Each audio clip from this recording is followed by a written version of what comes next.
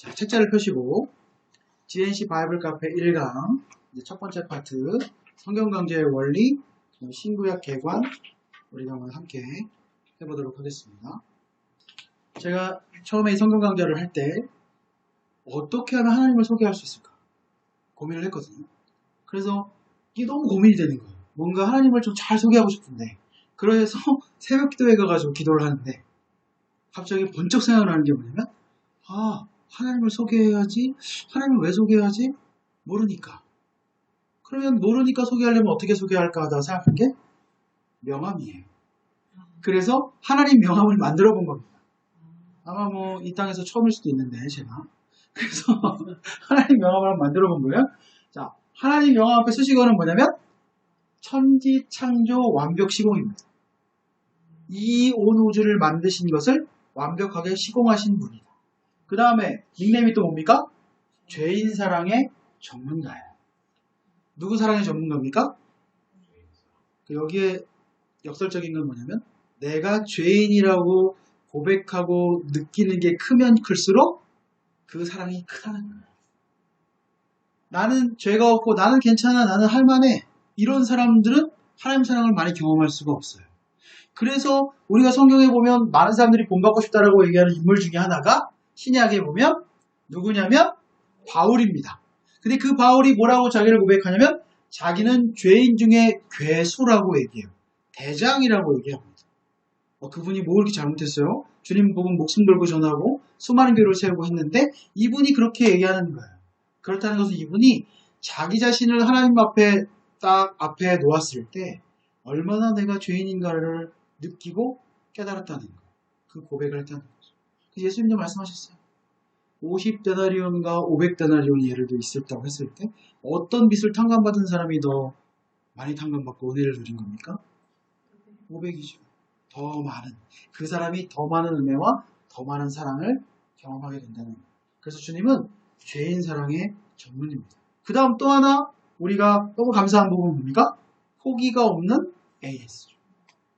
주님은 우리를 선택하신 다음에 포기하지 않으세요. 웬만해선 포기하지 않습니다. 포기하실 수도 있죠. 본인이 진짜 주님이 싫다고 인격적으로 거절하면 그러면 주님도 어쩌실 수가 없어요. 그렇지만 그렇지 않고서 우리가 우리 자녀를 포기할 수 있습니까? 그럼 없잖아요. 그래서 포기 없는 AS. 그 다음에 우주와 역사와 인생의 책임자입니다. 아멘? 우주와 역사와 인생, 이 인생엔 당연히 누가 들어가겠어요? 제가 들어가는 거죠. 내가 들어가고 우리 아이들이 들어가는 거죠. 그래서 우리 하나님 앞에 여러 가지를 붙일 수 있지만 정말 중요한 잊어버리지 말아야 되는 게 뭐냐면 창조주 하나님입니다. 왜냐하면 이 부분이 명확하게 세워지지 않으면 우리가 아무리 많은 공부를 하고 하나님에 대해서 많이 성경에 대해서 설교를 많이 들어도 이 부분이 확실하지 않는다면 우리는 하나님이 내 아버지시라는 걸 고백할 수가 없고요. 그리고 이 세상을 살아갈 때 그냥 자연스럽게 세상의 흐름에 묻어갈 수밖에 없어요. 왜냐하면 우리 아이들이 다니는 학교도 물론이고 이 세상에 있는 모든 대학교에서 배우는 중고등학교에서 배우는 모든 학문은 다 진화론에서 다 나오는 겁니다. 그렇기 때문에 아이들이 그거 너무 열심히 공부하는 것도 별로예요. 그래서 이 창조하신 하나님에 대해서 우리가 분명하게 깨닫지 못하면 우리 신앙은 다 무너집니다. 이 부분 공격하면 끝나는 거예요. 저는 그래서 이 부분에 대해서도 공부를 좀 열심히 했어요. 그것도 우리 함께 나눠보겠습니다. 전화번호가 있어야죠. 명함이니까. 그래서 생각한 건데 전화번호가 뭡니까? 66국에 3927 뭘까요? 66번 그리고 구약이 39번 신약이 27. 그래서 옛날에 외울 때는 39, 27 뭐 그 구단으로 외우기도 하잖아요. 그럼 전화번호도 있어야죠. 핸드폰을 제가 하나 마련을 했습니다. 010 영원구원 빨리구원. 기발하죠? 옛날엔 이런 거 했으니까. 이걸 했는데 물론 전화해 보실 수도 있어요. 전화해 보시면 전화 한 번도 안 해봤죠. 누가 받을까봐. 근데 전화해 보시면 누가 받을 수도 있죠. 그럼 전화하셔서 주님 한번 해보세요.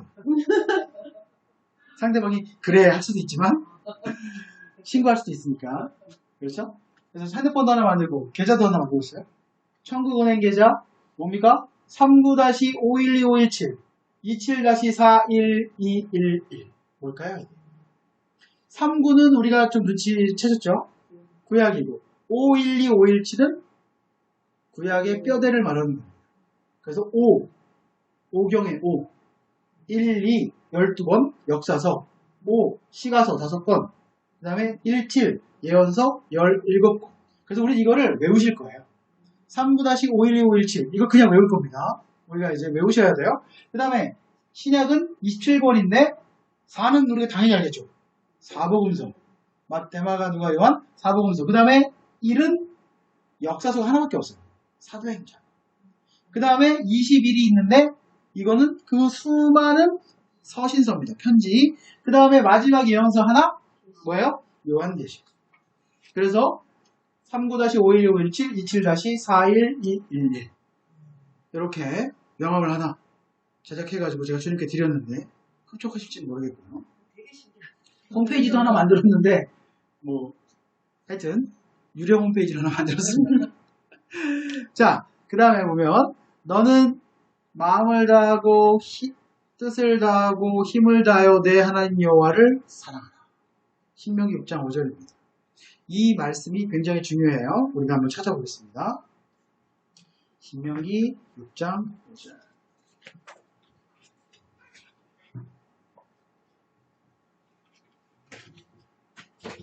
이 말씀이 왜 중요하냐면 성경에서 이 긴 많은 책들 중에 유일하게 써서 너희 집에 붙이라고 기록하라고 말씀하신 유일한 말씀이 신명기 6장 5절입니다. 몇 페이지냐면 271페이지에 있습니다. 신명기 6장 5절 4절부터 나오는 말씀인데 한번 같이 읽어볼게요. 4절부터 시작. 이스라엘아 들으라. 우리 하나님 여호와는 오직 유일한 여호와시니 너는 마음을 다하고 뜻을 다하고 힘을 다하여 내 하나님 여호와를 사랑하라. 자, 6절 읽어보겠습니다. 오직 내가 내게 명하는 이 말씀을 너는 마음에 새기고 7절 여기 중요합니다. 내 자녀에게 부지런히 가르치며 집에 앉았을 때든지 길을 갈 때든지 누워있을 때든지 일어날 때든지 이 말씀을 강론할 것이며 8절 너는 또 그것을 내 손목에 매어 기호를 삼으며 내 미간에 붙여 표로 삼고 또 내 집 문설주와 바깥문에 기록해라. 그래서 성경에 유일하게 거기다 이제 밑줄 치시고 좀 체크를 하세요. 성경에 별표 치셔도 좋습니다. 성경에 유일하게 써서 붙이라고 한 말씀이 이거 하나예요. 그래서 우리가 그런 얘기 많이 하는데 개업을 하거나 뭔가를 하면은 아주 좋은 문구를 표구로 만들어서 우리가 선물을 해요. 그 중에 대표적인 문구가 뭡니까? 내 시작은 미약하였을 때 끝은 창대하리라. 이런 거 좀 보신 적 있으세요? 네. 그 개업진이 많이 갖다 준단 말이에요. 저도 옛날에는 와 너무 좋다. TV에도 막 나오고 막 자막으로 막 나오더라고요. 그래서 와 유명한 말씀이고 너무 좋구나 했는데 공부를 해보니까 와 욕기에 있는 말씀인데 저걸 갖다가 우리가 개업집에 주기에는 좀 민망한 말씀이에요. 뭐냐면 욥의 친구들이 뭐 한 겁니까? 비아냥거리면서 내 시작은 미약하였을 때 이런 톤이 아니죠. 야, 이 시작은 지금 이 모양이지. 왜냐하면 너가 회개하지 않아서 지금이라도 하나님께 잘못했다고 빌며 네 시작은 미약하였는데 야 끝은 창대할지도 몰라. 약간 이런 톤이에요.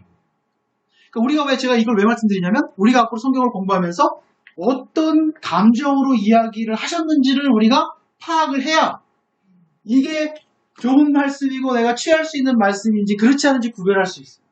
근데 그거 없이 우리가 그냥 글로 읽었을 때 딱 보니까 너무 좋아. 이거에 우리가 잘못 배운 부분이 뭐냐면 순서가 잘못된 거죠. 이 방법이 잘못된 게 아니라 그게 뭐냐면 묵상입니다.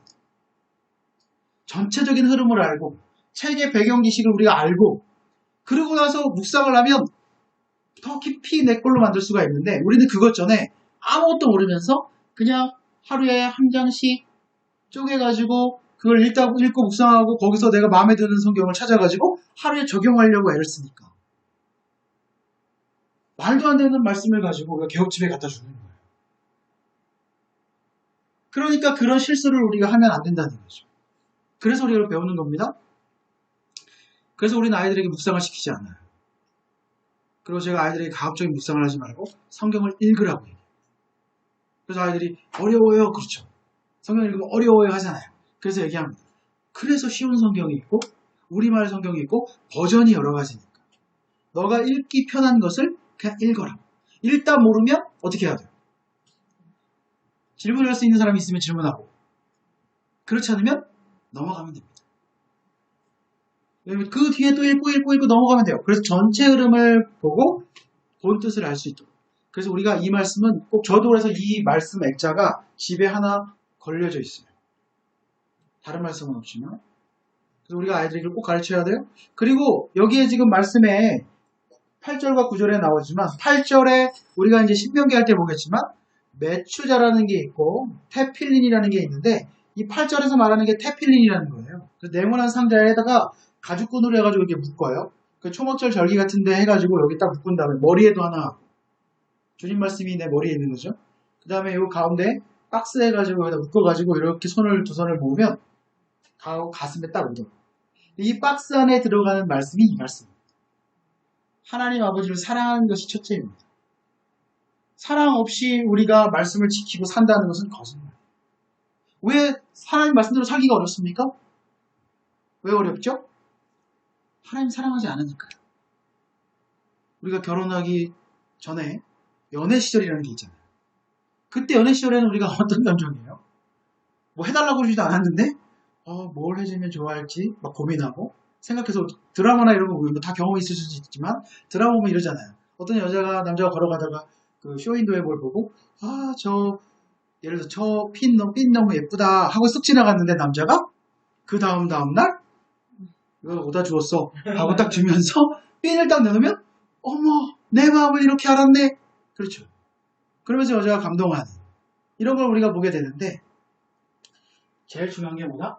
하나님 마음을 알고 그걸 사랑하는 겁니다. 그래서 이거를 유대인들은 계속 한다는 거예요. 그 다음에 매추자라는 거를 이 문설주에다가 이렇게 이쪽에 되겠죠? 여기에다가 박스 같은 건데 설치를 하고 이 뚜껑을 열게 되어 있어요. 그래서 여기다가 저 말씀을 쓰고 있는 거예요. 그러면 어떻게 하냐면 집에서 나갈 때 여기에 손을 대고 기도를 합니다. 그리고 나가요. 나가서 일을 보고 집에 들어올 때 여기 손을 대고 기도하고 집에 들어와요. 그러면 여기에 손을 댔다는 건 저 말씀을 기억한다는 거잖아요. 그러면 뭘 마음에 새기는 겁니까? 하나님 사랑. 근데 이걸 엄마 아빠만 하는 게 아니라 유대인들은 아이들도 다 한다는 거예요. 그러니까 늘 마음 안에 뭘 새기는 거예요? 하나님 사랑하는 거예요.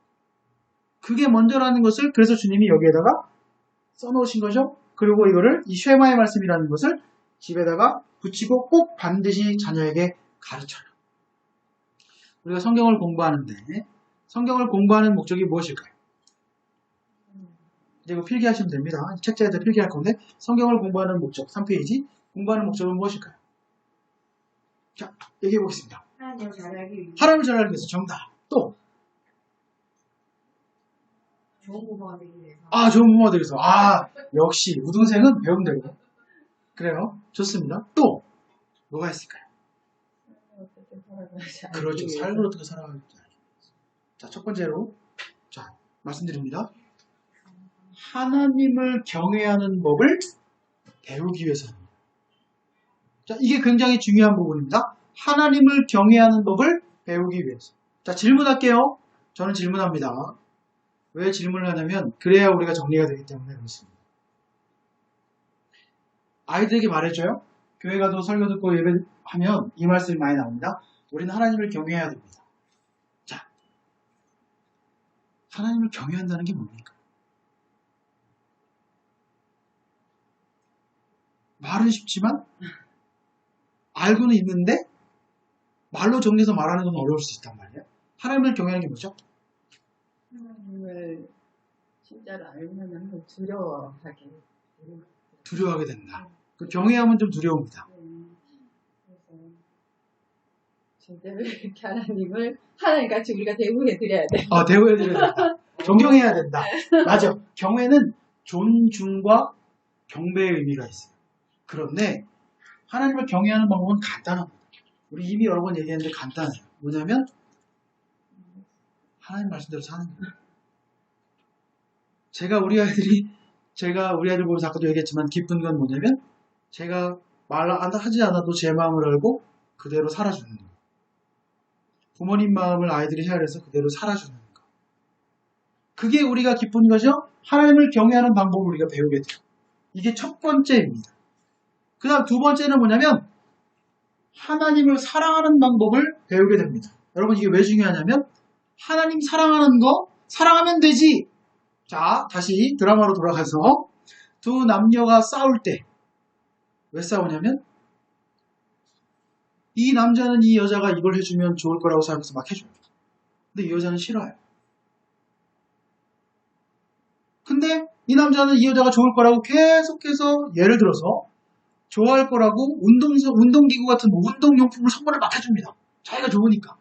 근데 여자는 관심이 없어요. 꽃을 해주거나 다른 걸 해주면 좋겠는데. 근데 이 남자는 돈을 모으고 막 열심히 노력해가지고 그죠? 반짝반짝한 거 주면 좋은데 그런 보석 같은 걸 주면 좋겠지만 다른 걸 막 해준단 말이에요. 그러면 싫죠. 사실. 이 남자는 헛수고한 거고. 똑같아요. 하나님을 사랑하는 방법도 우리가 하나님이 정해주시고 기뻐하는 방법이 있어요. 그 방법대로 해야 하나님이 좋아하는 거예요. 이해됩니까? 그래서 우리가 그 방법을 배웁니다. 그 다음 세 번째는 사람을 사랑하는 방법을 배워요. 우리는 하나님의 형상이기 때문에 사람을 사랑하는 방법을 배워야 돼요. 사람이 어떤 존재인지 우리가 알아야 되는 것이고. 그 다음 네 번째는 여기서 확장이 되는 거죠. 확장이 돼서 생명 있는 모든 것을 사랑하는 방법을 배우게 돼요. 생명 있는 모든 것. 그래서 우리 하나님 믿는 사람들이 어떤 사람들이 많이 나와야 되냐면 자연을 회복하거나 동물들이나 이런 것들을 돌봐서 회복시키거나 아니면 농업을 해가지고 건강한 음식들을 만들어내거나 이런 일들을 우리가 하는 사람들이 나와야 돼요. 이걸 안 믿는 사람들도 열심히 하지만 하나님 자녀라면 하나님이 만들어서 우리에게 맡겨주신 부분이기 때문에 이걸 할 수 있어야 돼요. 이 네 가지를 우리가 배우기 위해서 성경을 공부한다. 이 부분을 우리가 좀 마음에 새기시고 하면 좋을 것 같고요. 자, 우리가 왜 성경 강좌를 하는가? 왜 성경을 창세부터 계시까지 쭉 우리가 배우는가? 이 부분을 좀 해보겠습니다. 마태복음 28장 18절에서 20절. 이건 찾아보셔도 좋지만 일단은 여기에 페이지 수가 없는 거는 거의 없는 거예요. 그러니까 그냥 말씀만 몇 장 몇 절만 여백에다가 기록해 놓으시고 나중에 한번 보시면 좋을 것 같아요. 여기 앞에 찾아놨으니까 앞에 한번 보시고 18절 예수께서 나와 말씀하여 이르시되 마태복음이니까 예수님이 28장이니까 마지막 장입니다. 하늘과 땅의 모든 권세를 내게 주셨으니 그러므로 너희는 가서 모든 족속으로 뭘 삼습니까? 제자를 삼아. 이 부분을 제가 강조했죠. 이게 중요한 겁니다. 신자와 제자는 다른 겁니다. 신자는 뭐예요? 믿는 사람이고 제자는 뭐가 다르죠? 가르친 대로 사는 사람을 말하는 거예요. 제가 성경을 지금부터 우리가 배울 거니까 제가 여러분들에게 스승이 될 수 있죠. 성경의 부분에서. 그러면 만약에 여러분이 제자라면 저한테 이걸 배우고 가셨다고 제자는 아니죠. 어떻게 해야 제자입니까? 가르친 것을 살고 또 가르친 것을 다른 사람을 가르치고 이게 제자죠. 그래서 하나님은 분명히 말씀하셨어요. 뭐 해라? 제자로 삼아라. 아버지와 아들과 성령의 이름으로 세례를 베풀고 내가 너에게 분부한 모든 것을 뭐 해라? 가르쳐서 지키게 해라. 그러니까 교육을 하라는 거예요. 그 다음 볼지어다 내가 세상 끝날까지 너와 항상 함께 있으리라 이렇게 말씀하셨는데 이걸 예수님의 유언입니다. 유언이라는 건 어떤 사람의 유언이라는 건 중요하죠. 마지막으로 하는 말이 얼마나 귀하고 중요한 거겠어요? 마지막으로 이 말씀을 하시고 하늘나라에 올라가셨기 때문에 그렇다고 하늘로 승천하셨기 때문에 너무 중요한데 핵심은 뭐냐면 제자로 삼고 가르쳐 지키게 하라는 거예요. 근데 우리가 이 말씀을 언제 많이 사용하냐면 저는 굉장히 유명한 선교단체 출신입니다. 언제 이걸 많이 사용하냐면 뭔가 사람들을 하나님 앞에 결단시킬 때 그러니까 선교지로 내보낼 때 이걸 많이 써요. 근데 이건 선교지로 결단해서 나가라고 하는 그 본문의 중심이 아니에요. 그게 전부가 아닙니다. 거기의 핵심은 제자로 삼고 가르치고 지키게 할 수 있느냐는 부분. 그래서 제가 선교단체에서 그런 거 많이 경험하잖아요. 혹시 경험해보신 분 있을 수도 있어요. 가서 예배하고 막 젊을 때 막 애들 뛰면서 찬양하고 막 이렇게 하면은 그 앞에 아주 뭐 훌륭하신 분들이 나오셔가지고 말씀하면서 이 말씀도 막 선포하고 막 하면서 자, 중국으로 가실 분 있습니까? 하나님 앞에 일어나십시오. 그런단 말이에요. 그러면 애들이 막 기도하다가 막 이러냐. 그러면 할렐루야 내가 누굴 위해 갈고 그러면 이제 그 자기한테 하는 줄 알고 쓱 일어난단 말이에요. 그러면 옆 사람을 축복해 줍시다. 중국으로 주님이 부르십니다. 그럼 또 막 기도한단 말이죠. 그 다음 주나 다다음 주에 돼가지고 다 동남아시아로 갈 사람 누가 있습니까? 주님 앞에 반응하시오. 그러면 지난주 일어났던 애가 또 싹 일어나요. 무슨 의미인지 정확히 알지는 못하는데 분위기 휩쓸려서 그냥 일어나는 거예요. 아무 의미가 없는 겁니다. 그렇게 사용하라고 주는 말씀이 아니에요. 제자로 산다는 건 진짜 오랜 시간이 걸리고 수많은 노력이 필요한 거예요. 예수님 제자 된다는 게 쉽겠습니까? 우리가 말은 쉬워요. 예수님 닮고 싶다. 예수님처럼 살고 싶다. 어렵죠. 어렵습니다. 그러나 그것을 마음에 품고 결정하고 우리가 이 말씀을 바르게 보고 가는 것. 그게 굉장히 중요한 거예요. 하나님이 항상 함께 하신다고 했습니다. 함께 한다는 거의 의미는 두 가지가 있을 수 있어요. 하나는 늘 우리 함께 하시면서 우리를 지켜주시겠다는 거잖아요. 그 두 번째 의미는 뭐가 있냐면 항상 함께 한다는 그 두 번째 의미는 지켜도 주지만 지켜도 본다는 얘기예요. 지켜보면 결국에 뭐가 있을까요? 결산이 있습니다. 반드시 우리에게 결산이 있어요. 성경에서 분명히 말하고 있습니다. 우리에겐 결산이 있어요. 그래서 그 결산 때에 우리가 하나님이 상을 주십니다. 벌을 주십니다. 이 부분에 대한 것도 우리가 살펴볼 수 있고요. 이때 가르쳐 지키게 할 모든 것은 아마 구약 성경이었겠죠. 신약 성경들이 없는 때니까. 예수님이 오신 때니까요. 그 다음에 근데 우리는 지금 몇 권을? 66권을 우리가 가르쳐 지키게 할 것이다. 이렇게 우리가 볼 수 있습니다. 그 다음 우리가 한 번 좀 더 봐야 되는 부분이 어디냐면 신명기 31장 9절이거든요. 신명기 31장 9절. 혹시 아까 신명기 6장을 찾아놓으셨다면 31장 9절 정도는 한번 우리가 봐도 좋은데 9절에 보면 모세가 이 율법을 썼습니다. 이 율법은 뭐냐면 신명기죠. 그리고 모세가 쓴 책이 5권이 있다고 우리가 그렇게 얘기를 하는데 보통 그렇게 얘기를 하는데 그게 뭐냐면 오경입니다. 오경. 성경의 맨 앞에 있는 5권의 책은 모세가 썼을 거라고 하는데 율법은 레위기와 신명기를 말해요. 이 레위기와 신명기를 써서 여호와의 언약궤를 메는 제사장 자손 레위 제사장들과 이스라엘 모든 장로들에게 주고 10절 그들에게 명하여 이르기를 자 제가 번호를 써놨죠. 거기다 여러분 체크를 좀 해놓으시거나 메모를 좀 하시면 좋겠는데 얼마마다 매 7년 끝에 곧 정기 면제년 초막절에 말이 너무 어렵죠. 매 7년 그럼 7년마다 이건 이해가 될 것이고 정기적으로 있는 면제년 무언가를 면제해주는 면제년 그리고 초막절은 이스라엘이 있는 대표적인 3절기 중에 하나인데 이 초막절에 뭘 해라? 온 이스라엘 내 하나님 여호와 그 택하신 곳에 모일 때 이 율법을 낭독하여 온 이스라엘로 모으고 듣게 할지니 이 초막절은 언제냐면 7월 15일입니다. 우리가 레위기 할 때 다시 배우는데 7월 15일인데 그 일주일 동안 22일까지 해가지고 초막절 절기를 지키는데 모세가 무엇을 하나님이 모세를 통해 명령하시냐면 말씀을 읽고 깨닫고 가르쳐라라고 말씀하셨어요. 그러니까 이들은 1년에 한 번 7째 달에 모여서 일주일 동안 말씀을 낭독하는 민족으로 하나님이 바꿔서 세우신 거예요. 자, 얼마마다 한 번씩? 7년마다 한 번씩. 그러면 볼게요. 7년에 한 번씩입니다. 왜 7년에 한 번씩일까요? 그건 저도 모릅니다. 성경에는 7이 완전수라고 하는데 7년에 한 번씩이에요. 그런데 7년에 한 번에 대한 의미는 있을 수 있겠죠. 아이가 태어났어요. 부모님이 7년에 한 번씩 이걸 지키는 분입니다.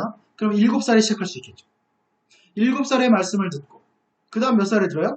14살에 듣고 10대에 또 말씀을 듣고 21살, 20대 초반에 대학을 가거나 좀 성인의 초반에 한 번 또 이 성경을 배우는 거예요. 그다음 28 직장에 나가거나 결혼하기 전에 때에 따라서 70살 때까지 노년에까지 쭉 만약에 이걸 반복한다고 하면은 그 시기에 따라서 하나님께서 주시는 말씀이 다르다는 거예요. 근데 그거는 뭐 하라고 반복하라고 하는 겁니까? 아주 간단하죠. 뭐 하라고 반복하라고요? 기억하라. 잊어버릴 거니까. 100% 확실히 잊어버릴 거니까. 그래서 주님이 문화로 이걸 줍니다. 제가 아까 원칙을 세워서 가정 안에 어떤 것들을 해야 된다고 얘기했죠. 그건 문화를 만드는 거예요. 문화를 만들어서 아이들이 당연히 DNC 오면 이렇게 하는 거라는 게 익숙해야지. 우리 집에서는 이렇게 행동하는 게 당연하다는 게 익숙해야지. 그게 12절 보면 곧 백성의 남녀와 유치. 자, 유치가 뭡니까? 남녀는 알죠? 유치. 어린애와 그렇죠. 유치원 할 때 유치한 애들. 유치입니다. 유치와 내 성 안에 우거하는 타국인을 모으고 그들로 3번 뭡니까? 듣고 배우고. 먼저 듣는 겁니다. 여러분 들어오셨죠? 배우러 오셨죠? 네 번째, 하나님 여호와를 경외하며. 이거 우리가 목적입니다. 다섯 번째, 율법의 모든 말씀을 여섯 번째, 지켜 행하게 하고. 내가 너희가 요단강, 이제 가나안 땅 들어가는 거잖아요. 요단강 건너가서 얻을 땅에 거할 동안에 이 말씀을 알지 못하는 그들의 자녀로 듣고 일곱 번째, 내 하나님 여호와 경외하기를 배우게 할지니라. 이래서 성경 강좌를 7년에 한 번씩 하나님이 하라고 한 겁니다. 자, 이건 우리가 성경을 뭐라고 대답할 수 있는데요. 자, 그렇다면 7년에 한 번씩 성경 강좌가 잘 됐을까요? 안 됐을까요? 안 됐습니다. 그 증거가 뭡니까? 그래서 성경이 이렇게 길어졌어요. 계속 말씀을 하셔야 되는 거죠. 성경을 배우는 방법 첫 번째, 적어도 7년마다 인생의 성장 과정에 맞추어서 말씀 전체를 배우고 지켜 행하고 전하는 것입니다. 우리를 부르신 목적은 첫 번째, 한번 읽어볼까요? 첫 번째, 시작. 배우고 행하고 가르치는 겁니다. 이러기 위해서 우리가 부모학교를 하고 있는 것이고 우리 아이들이 말씀을 배우고 굉장히 중요합니다. 그 다음 우리가 보면 4페이지를 한번 보겠습니다. 성경강좌의 기원. BC 1446년에 이스라엘이 애굽 탈출, 다른 말로 하면 출애굽합니다. 출애굽을 그때 하는데 모세가 우리가 금방 읽었던 신명기 31장 9절의 말씀을 1406년경에 합니다. 40년이 지난 다음. 광야생활 40년 하잖아요.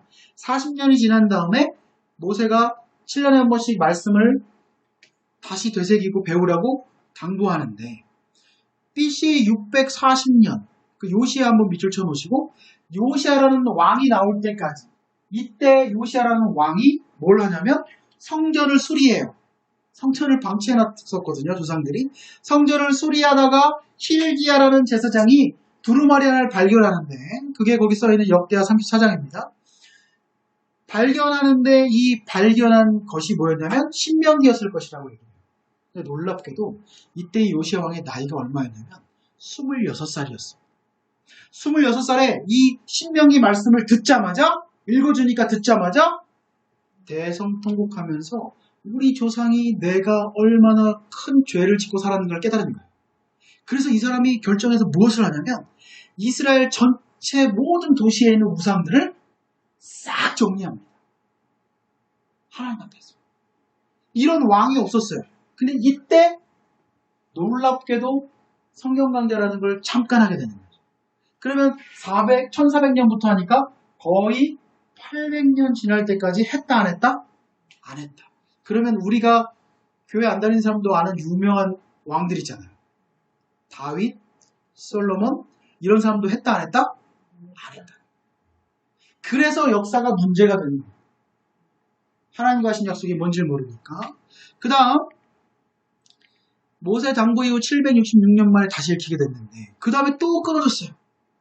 그러다가 BC 444년 에스라라는 분이 오셔가지고 이분이 모세의 율법책을 낭독했다 라고 느헤미야 8장 1절부터 12절에 이야기합니다. 이때 성경 강좌를 해요. 그런데 놀라운 이야기가 있죠. 우리가 아는 성경 강좌는 성경 강좌도 아니에요. 사실은. 왜냐면 이분들 어떻게 했나 봤더니 이분들이 바벨론 포로 돌아와가지고 성전을 완공하고 너무 기뻐서 하나님 앞에 하나님 말씀을 다시 배워야 되는구나 깨달아가지고 에스라에게 찾아가요.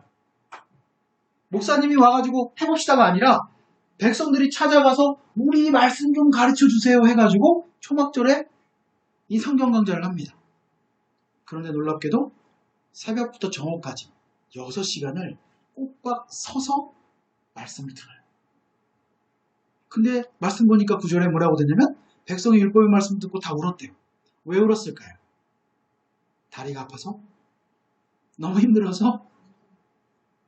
하나님이 우리를 이만큼 사랑하셨는데 우리가 이걸 저버리고 너무 큰 죄를 지었구나를 깨달으니까 백성들이 막 우는 거예요. 레위인들이 다니면서 막 설명해 줍니다. 모세 당부 이후에 962년 만에 다시 읽혀지는 거예요. 그러다가 또 끊어졌죠. 그러다가 제가 아까 스승이라고 배웠다는 노호 목사님이라는 분이 40년 전에 이걸 시작하신 거죠.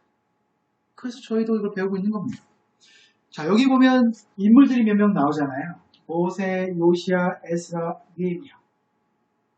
이분들이 성경에서 우리 아이들에게 소개해 줄 만한 인물들이에요. 우리가 우리 애들에게 어떤 인물들을 소개해 줘야 될까요? 처음은 좋았는데 뒤에가 다른 길로 가는 사람? 소개해 줄 수 없잖아요. 다윗도 사실은 좀 우리가 그렇게 담고 살아라고 하기에는 조금 어려워요. 그런데 여기 있는 분들은 잘 소개는 되지 않았지만 에스라, 느헤미야 이런 분들은 우리가 또 배우겠지만 이런 분들은 충분히 아이들에게 소개할 수 있습니다. 성경에서 요시야 왕은요. 어떤 인물이냐면 하나님이 너무 감동하셨어요. 6월절이라는 절기가 한 번도 안 지켜졌어요. 그 앞에. 그런데 요시야 왕이 신명기를 듣고 나서 6월절을 부활시킵니다. 하나님이 거기에 너무 큰 감동을 받으셔가지고 뭐라고 하시냐면 이전과 이후에는 이런 왕이 없었다라고 얘기하시면서 이 왕을 39살에 데려갑니다. 주님. 몇 살이에요? 39살. 우리는 이걸 보고 뭐라고 그래요? 아, 젊은 나이에 요절했네. 그런데 하나님이 이렇게 말씀하셨어요. 이후에는 더 악하고 험한 시대가 올 텐데 너는 그런 일을 당하지 않도록 보지 않도록 내가 너를 데려가겠다 하셨어요. 그럼 이 요시야 앞에 이거는 은혜입니까? 절망입니까? 은혜입니다. 하나님 앞에 가고 주님 나라에 가는 거니까. 우리가 이런 인물들을 소개해야죠. 그리고 또 하나 메모하면 성경의 왕 중에 소개할 만한 왕이 있어요. 그 왕이 누구냐면 여호사밧이라는 왕이에요. 이 여호사밧이라는 왕이 하나님 앞에 어떻게 반응해 갔는지를 우리가 역대하 17장부터 20장을 우리가 잘 읽어보면 이 왕 정말 하나님 자녀답게 살려고 애쓴 왕이에요. 그런 것들을 우리가 아이들에게 소개해주고 보여줘요. 자, 이게 뭘까요? 퍼즐이죠. 정답. 그걸 맞히려고 하는 건 아니죠? 이 퍼즐의 이 그림의 주인공이 뭘까요? 아시죠? 네. 그러니까 이 퍼즐의 그림일 거 아니에요? 대상이 있습니다.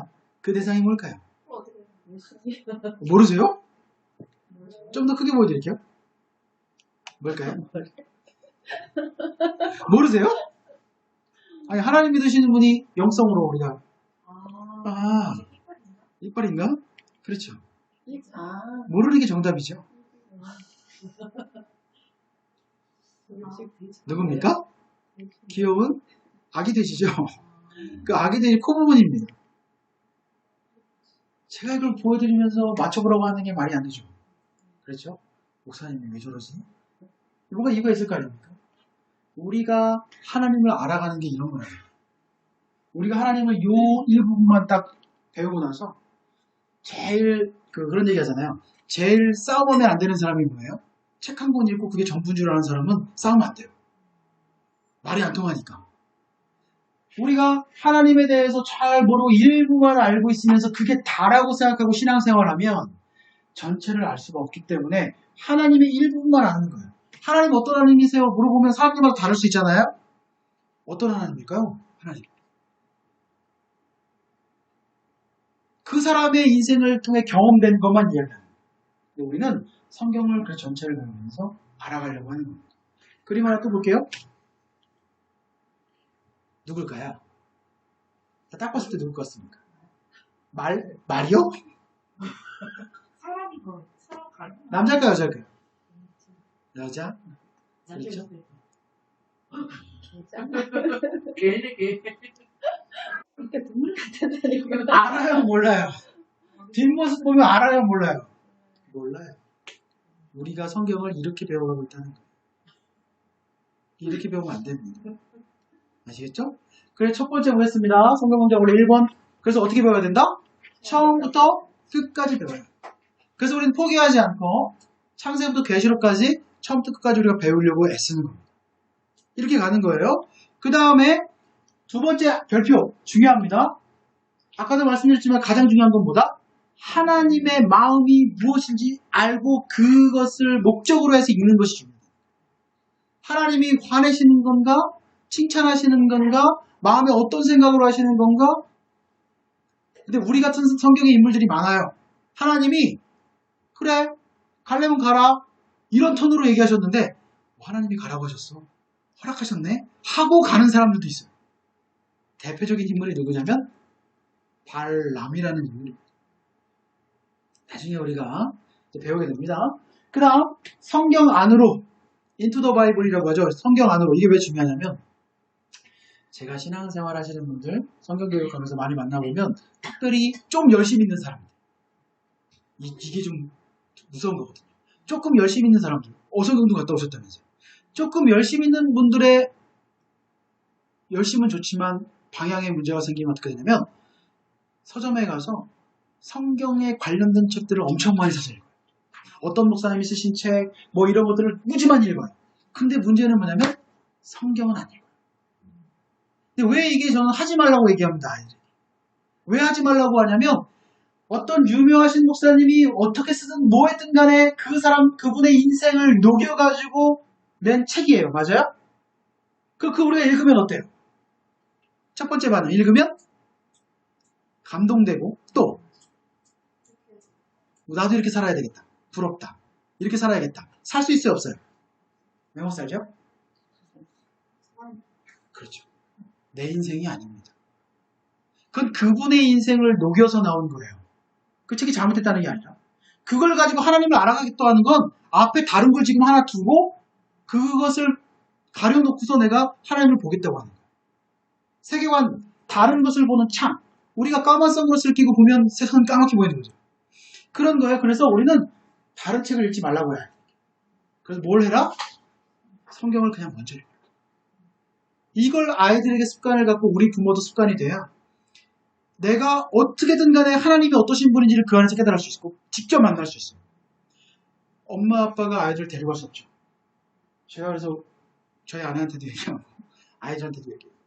부모님의 신앙으로 너 부모님 목사님이야? 부모님의 신앙으로 네가 천국 가는 거 아니다. 우리가 부부지만 남편의 신앙으로 아내의 신앙으로 천국 가는 거 아니다. 다 본인의 신앙과 본인의 행위로 가는 거예요. 그렇기 때문에 우리는 아이들에게 이걸 해줄 수밖에 없어요. 그래서 성경 안으로 바로 들어갈 수 있도록 우리가 지도하는데 당연히 뭐가 필요하냐면 지도자의 안내가 필요합니다. 그래서 우리가 흔히 성경을 백독해도 하나님을 몰라요. 왜 이 성경 백독해도 모른다고 했어요? 이 성경 왜 백독해도 모릅니까? 이 성경은 차례대로 기록되어 있는 게 아니에요. 종류별로 주제별로 기록되어 있어요. 그래서 뭐 마태복음 같은 것도 마찬가지 스타일입니다. 예언이 쫙 나와 있어요. 자, 신약으로 이해를 쉽게 해보겠습니다. 서신서가 쫙 있어요. 문제는 뭐예요? 서신이라는 거는 편지잖아요. 편지엔 뭐가 있어요? 당연히. 보내는 사람과 받는 사람. 그럼 보내는 사람이 보낼 때 어떤 상황이 있기 때문에 보내는 거잖아요. 근데 우리는 그 상황은 모르는데 그냥 편지만 보는 거예요. 구약도 마찬가지예요. 예언자들이 무슨 이유가 있으니까 그 시대에 어떤 사건 때문에 간 건데 그건 이해 못하고 그냥 예언만 쭉 보는 거예요. 그러니까 이해가 하나도 안 되는 겁니다. 그래서 성경은 백독을 해도 이해할 수가 없어요. 그래서 뭐가 필요하다? 안내자의 안내가 필요하다. 그 다음에 단기간에 집중적으로 하는 게 좋다. 그래요. 그래서 그 에스라우스라는 데 가면은 저도 처음에 가서 그렇게 했는데 월요일부터 금요일까지 4박 5일 동안 창세부터 계시록까지 다 봅니다. 새벽 5시 정도 일어나가지고 밤 11시 반 정도 잘 때까지 밥 먹는 시간 딱 30분씩만 주고 씻지도 말라고 그러고 앉아서 계속 들어요. 그분의 말씀은 창세기가 기억날 때 계시록을 풀어줘야 된다.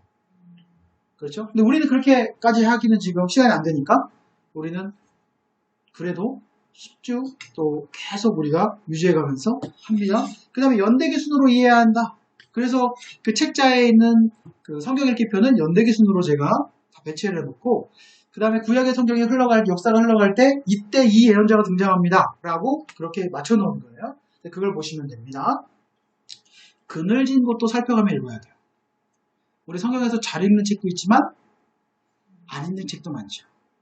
그리고 그냥 우리가 성경을 따로 공부하지 않고 그냥 예배만 교회에 어떤 그런 교육 있는 상황이 안 된다면 우리는 주로 목사님이 풀어주시는 설교를 듣잖아요. 근데 문제는 뭡니까? 목사님이 차례대로 해주는 것도 아니고 그때그때 은혜가 있으신 것들을 하나님 주시는 말씀들을 전하는 거기 때문에 물론 좋죠. 감동되지만 그것으로 성경을 다 알기는 어렵다. 그래서 그늘진 것도 우리가 살펴가면서 읽어야 합니다.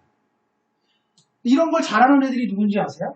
그늘진 것은 잘 읽지 않지만 성경의 구석구석을 잘 파가지고 그거를 쭉 연결해가지고 우리를 설득하는 사람들의 대표적인 사람들이 이단입니다. 그거에 제일 잘하는 애들이 신천지입니다. 그 사람들은 성경의 곳곳에 있는 말씀들을 쭉 빼가지고 논문이에요. 쉽게 말하면. 그래서 이러이러해가지고 너희가 썩고 있고 이게 진리라고 성경을 꿰서 말해주는 거죠. 성경입니다. 그러니까 성경 안에 이런 게 있었어. 우리는 모르니까. 그런데 우리는 이제 배우면 뭘 할 수 있냐면 미가서를 가지고 얘기하면 미가서가 무슨 의미에서 쓰여졌는지 알아? 하박국이 있는데 하박국 말씀을 인용해다 썼는데 하박국이 무슨 상황에서 무슨 의미로 이걸 얘기했는지 알아? 그러면 그들은 몰라요. 논문처럼 가서 끼워 맞춰가지고 설명하는 거예요. 그래서 우린 그늘진 것도 살펴가야 돼. 천국 가실 거죠? 아멘? 천국 가면 만나고 싶은 사람 없으세요? 우리 성경의 인물들 만나고 싶지 않습니까? 누구 만나고 싶으세요? 예수님 또 당연히 만나야죠. 또 누구 없으세요? 한 명만 만나실 거예요? 가면? 사울? 바울도 만나고 싶죠. 어머니는 또 누구 만나고 싶으세요? 모세. 저도 만나고 싶어요. 잘 보세요. 그 사람들 앞에 줄이 깁니다. 그러면 그 줄 서면 우리 줄 서야 되잖아요. 그러면 그 옆에 오셔가지고 지나가면서 어떤 사람들이 기침을 하는 거 기침. 네가 이렇게 하는 거예요. 하는 거예요. 뭐라는 거예요? 나 미가 요엘 하박국 내가 스가랴 학계 나 이런 사람인데 아무도 날 찾아오는 사람이 없어요. 소수만 찾아와요. 여러분들보다 제가 더 문제죠. 자네 정목사 반갑네. 말씀 가르치라고 애썼다고 들었네. 근데 자네 왜 나는 안 들었나? 그럼 제가 어떻게 하겠어요? 너무 얼마나 민망하고 창피하겠어요. 저는 그분들을 만나야 되기 때문에 창세부터 계시록까지 다 잘하는 겁니다. 전 얘기하죠. 전 전화가 왔습니다. 잘했다. 이렇게 해주실 수 있잖아요. 그래서 그늘진 것도 살펴가면 있는 겁니다. 필요 없는 성경은 있다 없다? 없어요. 반드시 이유가 있기 때문에 들어있는 겁니다. 성경과 역사를 함께 봐야 합니다. 그래서 드라마가 역사라고 한다면 드라마의 연출자, PD는 하나님이에요. 그러면 시나리오가 있어야 되잖아요. 시나리오가 성경입니다. 우리의 성경은 다른 것과 비교할 수 없어요. 뭐가 다르냐면요. 다른 종교와 다른 결정적인 이유가 우리는 이 세상의 시작과 끝이 명확하게 기록되어 있어요. 근데 다른 종교는 시작과 끝이 기록되어 있지 않아요. 그러면 우리는 앞으로 세대에 어떤 일이 벌어질지를 계시록을 통해 볼 수 있습니다. 그렇다면 우리가 시나리오를 들고 있는 거예요. 그래서 주님이 배우를 모집한단 말이에요. 이 역사의 시나리오는 이미 줬는데 배우를 모집할 거예요. 그래서 미스터 트롯처럼 공개 오디션을 본단 말이에요. 그럼 어떤 사람이 뽑힐까요? 어떤 사람이 뽑힐까요? 여러분이 감독이면 어떤 사람 뽑으실 거예요? 이미 시나리오를 다 줬어요. 잘 연기하는 사람? 또 그 잘 연기한다는 거는 그렇죠. 연출자의 의도를 잘 아는 사람. 다시 말해서 시나리오를 확실하게 자기 것으로 흉내내는 게 아니라 체화시킨 사람을 주인공으로 쓸 거 아니에요. 그렇죠?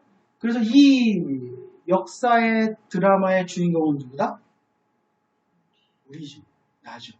인생의 무대에 우리 올려졌어요. 태어나면서부터. 올려졌는데 우리는 정말 놀랍도록 시나리오는 모르면서 하나님 자녀답게 살겠다고 애를 쓰고 있어요. 굉장히 난센스입니다. 우리 지금이라도 우리가 이런 걸 고민해보지만 만약에 우리가 고민하지 않는다면 50, 60, 70 주님 앞에 갈 때 돼가지고 이걸 깨닫게 된다면 땅을 치시는 분들이 너무 많아요. 너무 안타깝잖아요. 그래서 우리 아이들도 이 하나님의 계획과 뜻이 뭔지를 분명히 역사를 알아야 그 안에서 우리가 하나님이 찾으시는 사람이 돼요. 우리가 성경을 내서 배우겠지만 하나님은 사람을 찾으십니다. 우리 대한민국에 예수 믿는 사람 많죠. 대구가 좋은 점은 예수 믿는 사람들이 없다는 게 좋은 점 중에 하나예요. 이게 무슨 얘기냐면 이런 척박한 데는요 난세의 영웅이 나는 것처럼 여기서 인물들이 나올 수 있어요. 교회는 많아 보이죠. 대구의 기독교 인구는 7%도 안 된다고. 5%도 안 된다고. 제가 처음에 대구 간다고 했을 때 선후배 목사님들이나 이런 분들이 왜 가냐고 많이 얘기했어요. 그리고 진짜 친한 후배들은 형 가지 마요. 거기 왜 갑니까? 남들은 나오려고 하는데 왜 가요라고 많이 얘기했어요. 왜냐면 여긴 뭐가 강해요? 불교나 이런 게 강하죠. 미신이 또 강합니다. 왜일까요? 갑바위도 있고 역사가 오래된 옛 도시들은 그런 게 많아요. 왜냐하면 사탄이 스크럼을 오래 짰어요. 그래서 교회도 어디로 가면 좋은지 아세요? 신도시로 가서 시작하면 좋습니다. 왜냐하면 사람들이 새로 와서가 아니라 교회를 정해야 돼서 그런 의미보다도 영적인 흐름이 새롭게 바뀌는 거예요. 도시 자체가. 근데 구도심들은 그게 꽉 들어차 있는 거죠. 그렇기 때문에 우리가 정말 성경이 어떤 것인가를 바르게 알고 그 안에서 기준을 갖고 나가는 게 중요하다는 거죠. 대구에 우리 살고 있으니까 우리는 역사적 사명을 띈 거예요. 주님 이 도시에 태어나게 하셨잖아요. 그렇죠. 제가 저희 집도 그 지하철역까지 이렇게 10분이면 걸어가는데 걸어가다가 제가 하도 신기해서 이사가는 동네를 살펴봤어요. 그 구도심인데 골목이 쭉 있잖아요. 옆으로 이렇게 골목이 쭉 있는데 점집 무슨 보살 뭐 이런 게 7개나 있어요. 그 짧은 10분 안에 가는 거리에. 주님, 제가 왜 이 동네를 살았을까요? 대부분 심각합니다. 심각한데 우리는 심각한 생각을 안 하고 살아요. 네. 그리고 우리의 관심은 먹고 사는데 우리 아이들에게. 근데 더 놀라운 건 우리 아이들도 여기 태어났기 때문에 여기서 이 상황에 영적인 상황에 살아가야 되는데 얘들한테 우리가 뭘 해줬냐 우리는. 이렇게 봤을 때 굉장히 우리가 다시 돌아보고 왜 우리가 부모교육을 열심히 해야 되는지를 왜 우리가 이 공부를 열심히 해야 되는지 이유가 딱 드러나는 거죠. 성경에는 영적인 세계 삼각관계가 드러나는데 첫 번째는 하나님이 어떤 분인지 우리가 알아야 돼요. 계속 얘기합니다. 그래야 하나님을 어떻게 믿고 어떻게 섬길 것인지를 알아요. 하나님 잘 모르고 섬기는 사람 꽤 많습니다. 이렇게 하는 것이 믿음 생활이라고 그냥 그걸 믿고 사는 사람들이 꽤 많아요. 하나님 화내실까요? 안 내실까요? 화내십니다. 좀 또 질문. 하나님 질투하실까요? 안 하실까요? 와, 질투? 하나님 질투합니까? 그래요. 하나님 질투하세요. 하나님 자기를 소개할 때 정확하게 나는 질투의 하나님이라고 정확하게 얘기했어요. 질투한다는 것은 감정이 있으시다는 거고 삐지신다는 거고 또 내가 어떻게 하느냐에 따라서 하나님의 마음과 생각을 우리에게 해주시는 것들이 달라질 수 있다는 거예요. 이걸 우리는 다른 말로 하면 인격이라고 해요. 그 다음 사람이 어떤 존재인지 알아야 돼요. 그래야 사람을 어떻게 사랑하고 섬길지를 압니다. 자, 우리가 아이들을 낳아서 기르고 있지만 이런 아이가 태어날 줄 아셨어요? 원하셨습니까? 이런 아이를 원하셨어요? 그렇진 않죠, 우리도. 하나님이 주셨으니까 우리가 이 아이를 야곱하고 키우는데 로마서 7장에 정확히 바울이 뭐라고 얘기했냐면 사람의 이중성에 대해서 21절부터 25절까지 이렇게 얘기합니다. 내가 한 법을 깨달았노니 곧 선을 행하기 원하는 나에게 악이 함께 있다. 나의 마음은 뭘 하고 싶다는 거예요? 선을 행하고 싶지만 내 안에 이미 뭐가 있다는 거예요? 악이 있다는 거예요. 늘 이게 싸운다는 거예요. 그러니까 사람에게는 반드시 뭐가 있다? 이중성이 있다는 거예요. 그래서 성경은 성선설입니까? 성악설입니까? 성악설이죠. 그리고 우리는 이걸 원죄라고 얘기하고 아담으로부터 내려오는 타락의 원인이라고 얘기를 합니다. 이유라고 얘기를 하는데 그래서 사람은 뭐예요? 죄인이에요. 교회 안 가겠다, 하나님 안 믿겠다고 하는 사람 대부분 중에 이런 이유가 있어요. 댓글들도 보고 이제 만나보고 하면 이런 이유가 있어요. 교회 가니까 거기 있는 사람들 다 똑같던데? 엉망이던데? 그럼 우리 좀 미안하죠. 창피하죠. 근데 미안하고 창피할 게 뭐가 있어요? 어차피 사람은 죄인이고 교회는 죄인들이 모이는 곳입니다. 그렇기 때문에 이 사람들이 완성된 사람들이 모이는 데가 아니고 모여서 뭐 하는 거예요? 실수하고 싸우고 하면서 그거를 배워가면서 성화되는 과정에 있는 거기 때문에 그럴 수 있어요라고 말해요. 목사가 왜 저래? 그럴 수 있어요. 제가 결혼할 수 있었던 이유 중에 하나가 그거였어요. 우리 장모님이 저를 엄청 반대하셨거든요. 그래서 장모님이 저를 만나러 이제 딱 만나기로 해서 딱 모시러 갔는데 속으로 생각하고 나오셨대요. 그만 만나는 거야. 그래야지. 딱 나오셨는데 나오셔가지고 요즘 목사들이 뭐 어쩌고저쩌고 막 장모님 막 이렇게 안 좋은 소리 하셨거든요. 제가 거기서 그러게요. 그런 목사들도 있어요. 근데 또 안 그런 사람도 있어요. 거기에 마음이 드셨던 거예요. 이놈은 껌먹힌 놈이 아니네.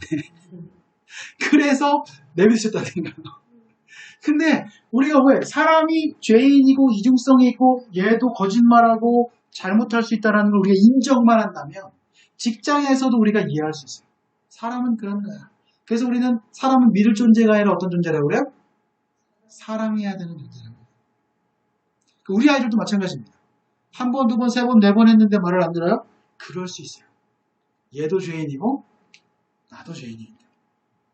그 다음 세 번째 중요하죠? 사탄의 정치를 우리가 알아야 돼요.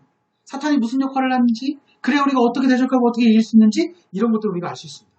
그 다음에 이것보다 더 중요한 것은 11번째 영적인 종합 진찰이에요. 영적인 종합 진찰이 중요합니다. 무슨 얘기냐면 바울도 이야기했는데요. 이전에는 제가 죄인지 몰랐어요. 그런데 말씀을 배우니까 말씀 안에 기준이 딱 오는데 여기에 나를 딱 대고 보니까 이게 죄였어요. 성경에서 말하고 있는 것 중에 수많은 율법이 있지만 대표적인 그 10가지가 뭡니까? 10계명이죠. 출애굽기 19장에 나오는 10계명입니다. 20장에 나오는 10계명인데 이 10계명의 10가지 다 외우세요?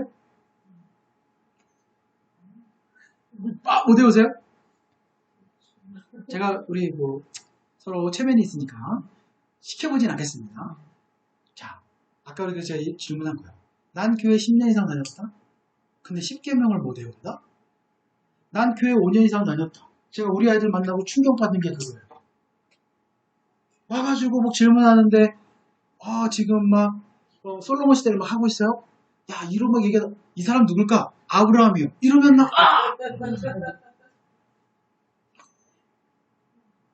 다윗 정도만 알고 다윗이 골리앗 죽인 것만 알지 다윗이 어떤 삶을 살고 어떻게 이런 건 하나도 몰라요.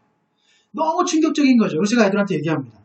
얘들아, 한 분야에 5년 하면 전문가라고 그래. 10년 하면 정말 전문가야. 너 교회 몇 년 다녔어? 저 태어나부터 다녀가지고 15년, 17년 다녔는데요. 근데 12명 알아 몰라.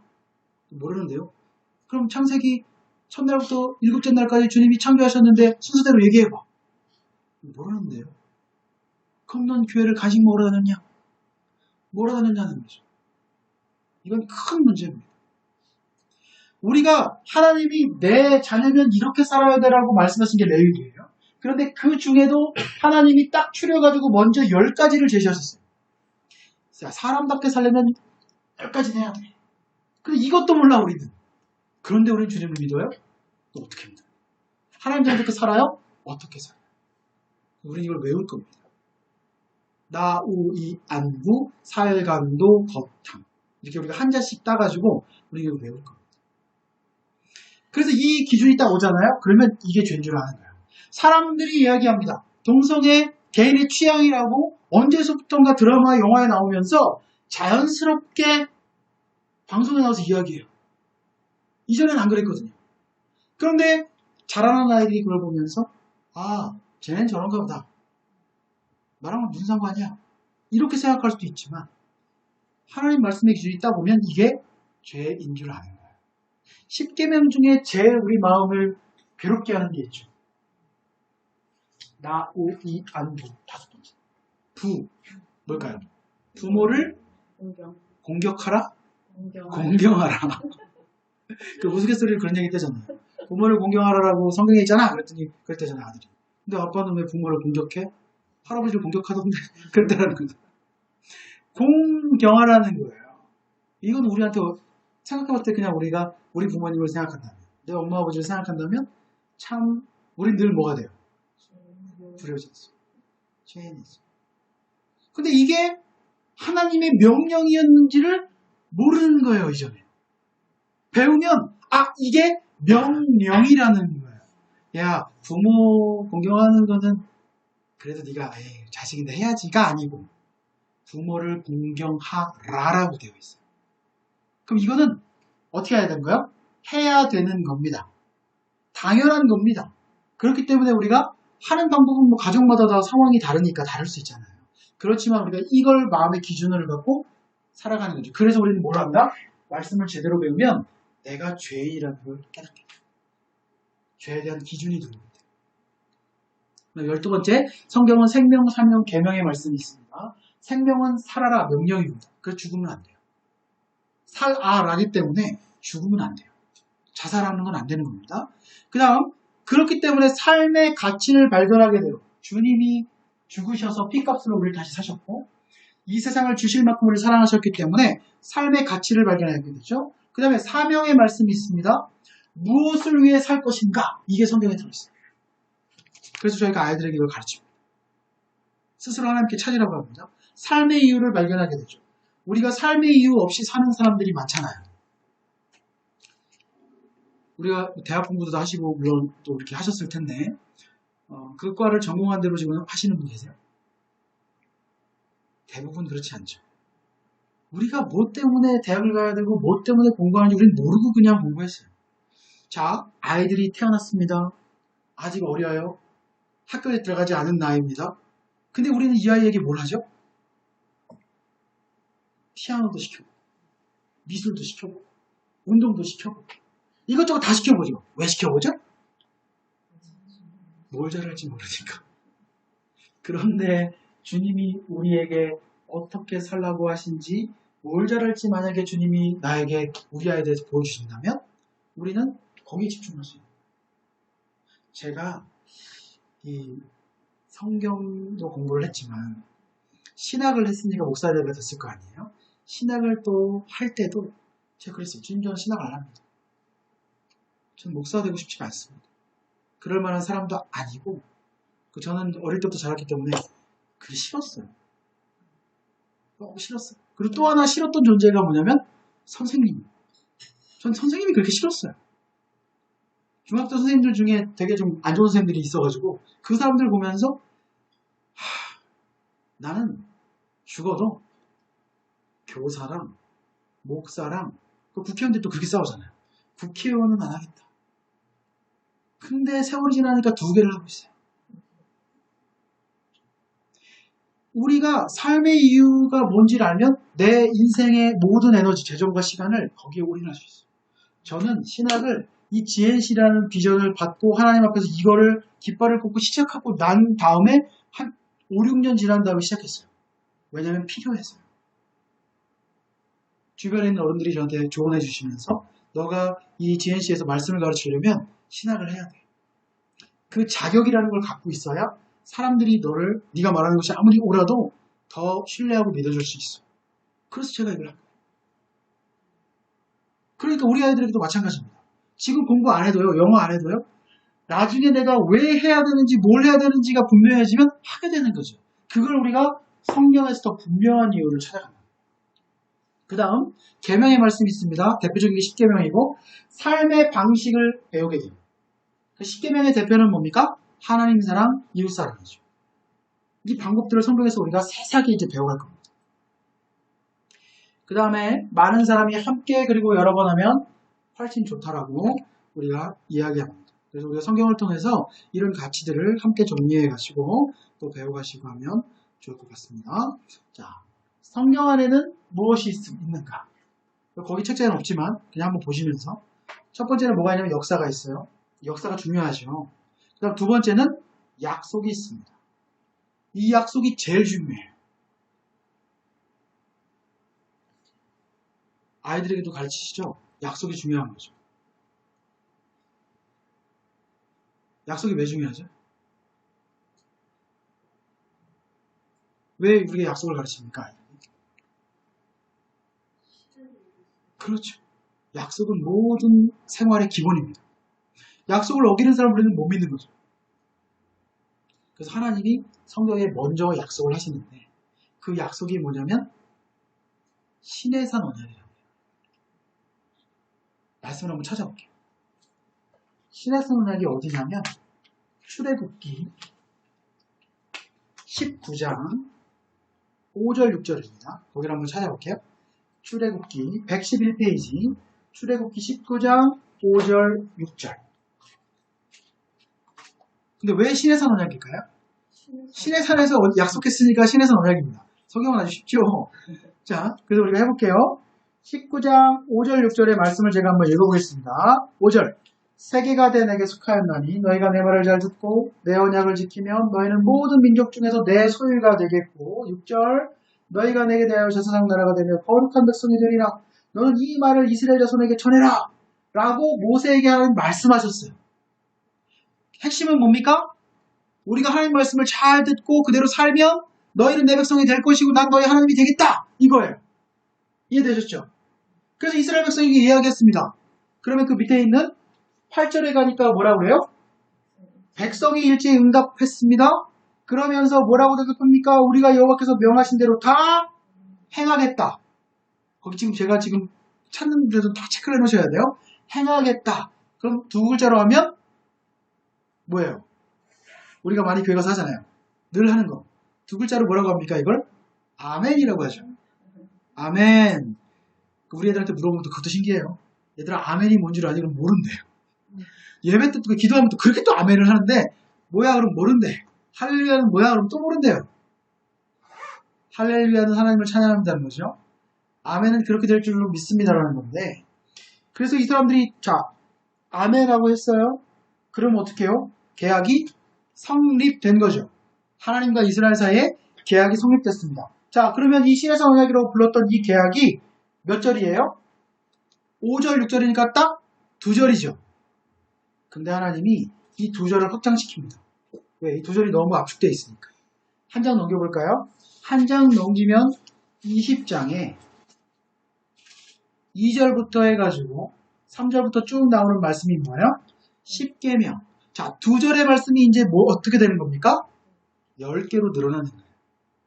이해되시죠? 10개로 늘어났는데 하나님이 그 다음에 또 어떻게 하시나 제가 이 말씀을 읽어보니까 이 시내산 언약이라고 하는 거는 출애굽기 19장부터 24장까지 전체를 말하는 건데 21장부터 내용을 보니까 뭐가 있냐면 너희가 어떻게 살아야 되라는 구체적인 지침을 21, 22, 23장으로 10계명 10개에서 확대시켜줍니다. 이게 뭐의 축소판이냐면 레위기의 축소판이에요. 이 10개가 나중에 이 21, 22, 23장이 나중에 레위기로 확장됩니다. 이해되세요? 이게 시내산 언약이 너무 중요한 부분이고요. 나중에 다루겠습니다. 그러면 우리가 어디로 갈 거냐면 24장에 한번 가볼게요.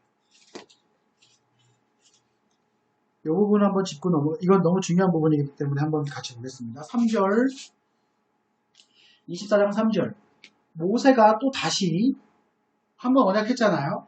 다시 와서 그의 모든 말씀과 그 모든 율례를 백성에게 다시 전해주고 그들이 한 목소리로 하나님께 다시 말씀합니다.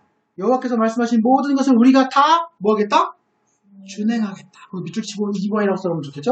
두 번째로 또 하나님이 확인하십니다. 사람들이 응답합니다. 그러고 나니까 4절부터 쭉 보니까 뭐예요? 사람들이 기뻐서 제단을 만들고 화목제와 번제를 드리면서 동물을 잡아서 피를 양푼에 담아가지고 제단에 6절 뿌리면서 7절 거기 체크해주세요. 언약서 이번에 이제 썼어요. 글로 쓴 것을 가져다가 기록해서 백성에게 낭독하여 듣게 하고 그들이 이르되 여호와의 모든 말씀을 우리가 다 뭐하겠다? 준행하겠다. 세 번째입니다. 그러고 나서 8절에 하나님이 뭘 하시냐면 그 피를 가지고 뿌리면서 하나님과 너희와 세우신 언약의 피의 언약을 세웁니다. 피의 언약 한번 밑줄 쳐볼게요. 8절에 피의 언약을 세웁니다. 자, 몇 번 물어보셨어요, 하나님? 세 번 확인하셨죠? 그 아멘이라고 대답했죠?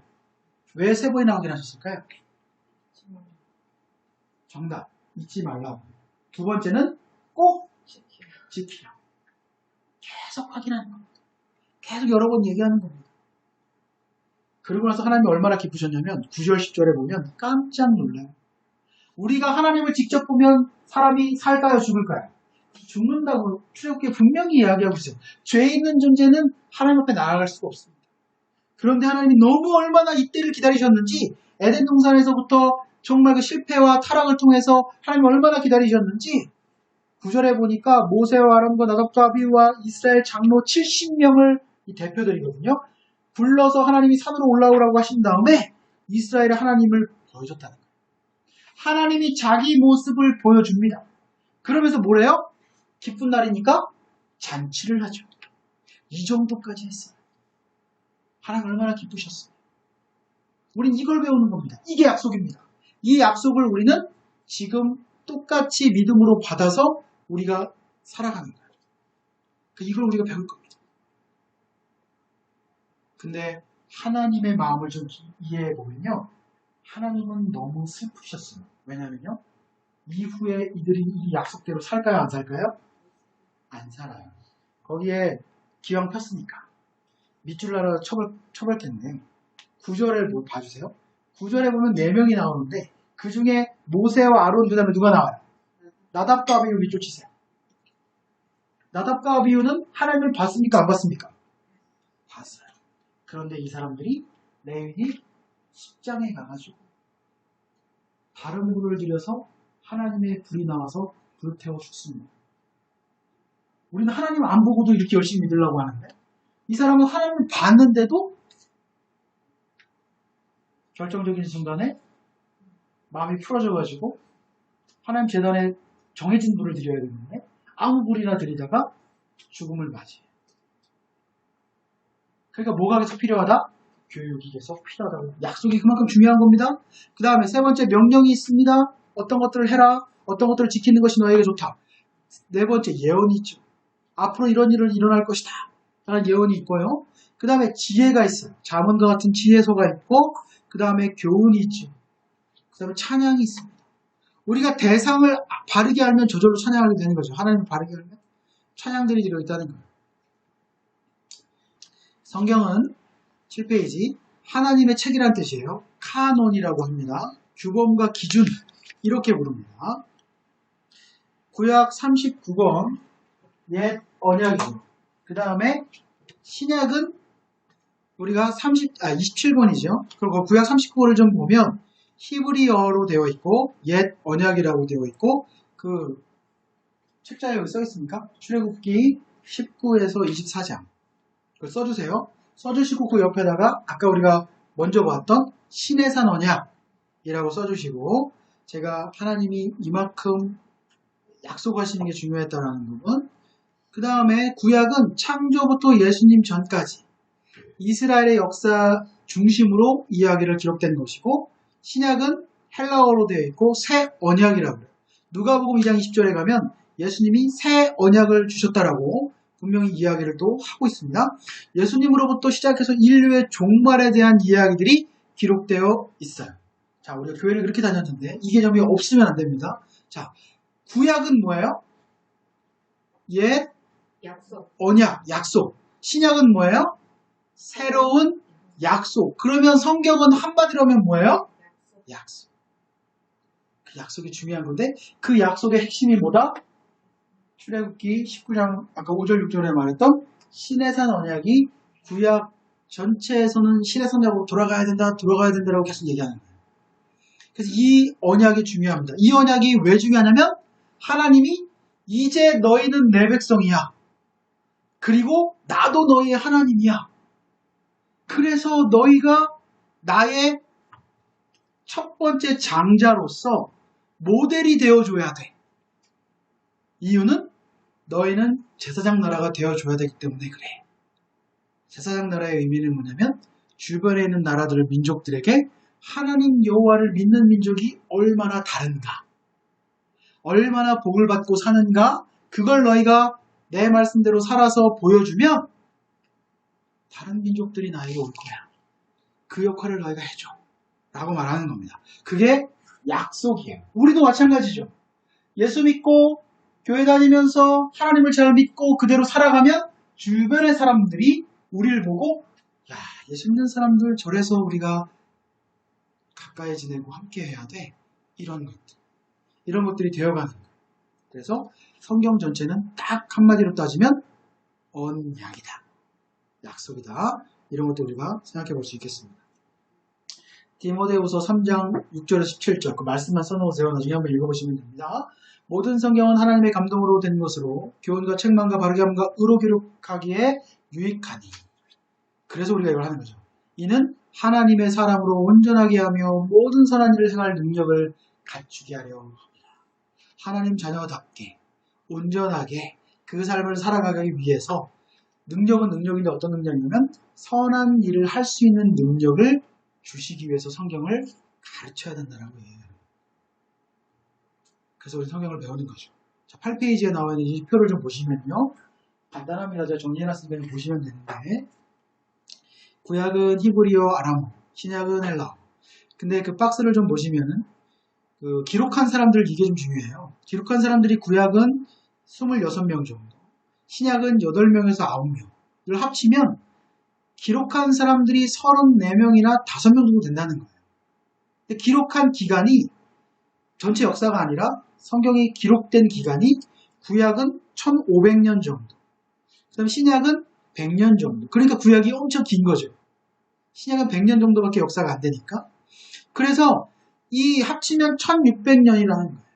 어마어마하게 많은 장들이 써 있습니다. 가장 긴 책, 짧은 책, 뭐 이런 것도 써놓긴 했는데, 제가 이걸 왜 보여드리냐면, 이걸 우리가 알고 있는 사실이 중요합니다. 왜냐면, 안 믿는 사람들이 우리에게 얘기해요. 또 우리 아이들도 얘기할 수 있어요. 성경이 진짜야? 사실이야? 하나님이 썼다고 하는데, 뭘 하나님이 써? 사람이 썼지. 라고 이야기할 수 있죠. 그렇게 반박할 수 있을 때 우리는 객관적으로 이야기할 수 있어요. 성경이 기록된 기간은 1600년 정도 되는데, 그때는 이메일도 없고 인터넷도 안 되고 웹하드도 없고 저장하는 시설이 없었기 때문에 어떤 사람들이 다른 말로 다른 장소에서 기록해 놨던 것들은 서로 공유하거나 뒤에를 보고 이었을 수가 없다는 거예요.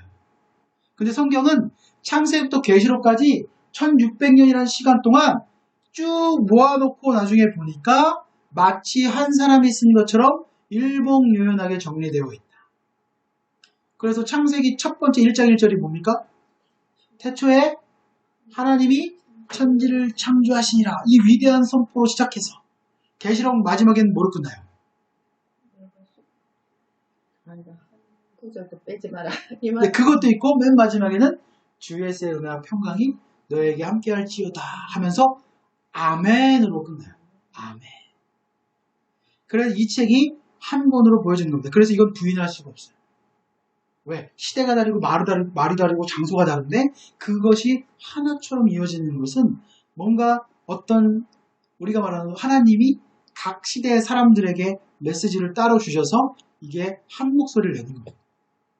그렇기 때문에 우리가 그렇게 안 믿는 사람들에게 얘기해 볼 수 있어요. 사진으로 보면 얘가 이제 뭐 파피루스나 이런 책 종이 양피지 같은 것들인데 여기에다가 글씨를 쓰는 거죠. 그러니까 세월이 지나면 썩고 막 이렇게 돼가지고 이게 보존이 잘 되지 않았겠죠. 그러니 이게 얼마나 우리가 보고 쓴다? 이건 있을 수 없는 개념이 되겠고, 이 위에 있는 것이 히브리어고 밑에 있는 것이 헬라어입니다. 읽으실 수 있는 분이 있으신가요? 없으시죠? 저도 못 읽어요. 그냥 우리가 저런 글씨로 저런 걸로 써 있었구나. 그러니까 보고 베끼기는 쉽지 않았겠구나. 이런 정도만 알면 되고, 팔레스타인이라는 지형은 요 지도 안에 있는 게 답니다. 요 작은 곳이 예루살렘이고 이스라엘이고, 이스라엘은 우리나라 땅으로 따지면 강원도 정도 크기밖에 안 된대요. 그 작은 나라에 있었던 역사를 우리는 배우는 건데, 그 조그만한 나라의 역사가 전 인류에게 끼치는 어마어마한 영향력을 갖게 되는 거죠. 왜? 하나님이 선택하셨고 그곳에서 예수님이 오셨기 때문에. 그래서 우리가 이걸 보면 마음에 위안이 되고 은혜가 되죠. 왜냐하면 위대한 인물이 되려면 꼭 크고 좋은 동네에서만 태어나야 되는 게 아니라 이 작은 나라를 통해서 전 세계에 영향을 줬다. 그래서 티그리스강, 유프라데스강 여기를 중심으로 애굽을 중심으로 해서 이 지역의 이야기다라는 걸 우리가 보면 되고, 지도를 좀 자세히 살펴보면 터키도 있고 이제 이란, 이라크, 사우디아라비아, 이집트 이렇게 지금 현재 되어 있는데, 이 녹색으로 칠해져 있는 이 부분, 이 지도의 녹색 부분은 뭘 가르칠까요? 지도에서 녹색 부분, 지금 이렇게 약간 황토색 부분도 있잖아요. 이 황토색 부분은 뭘 의미해요? 사막이나 광야를 의미하고, 이 녹색 부분은 초원이나 숲이나 약 이런 걸 의미하는 거예요. 그래서 이스라엘 사람들이 이집트에 있다가 어디 들어가려고 애를 쓰냐면 가나안 땅에 들어가려고 애를 쓰는 거예요. 가나안 땅은 성경에 젖과 꿀이 흐르는 땅이래요.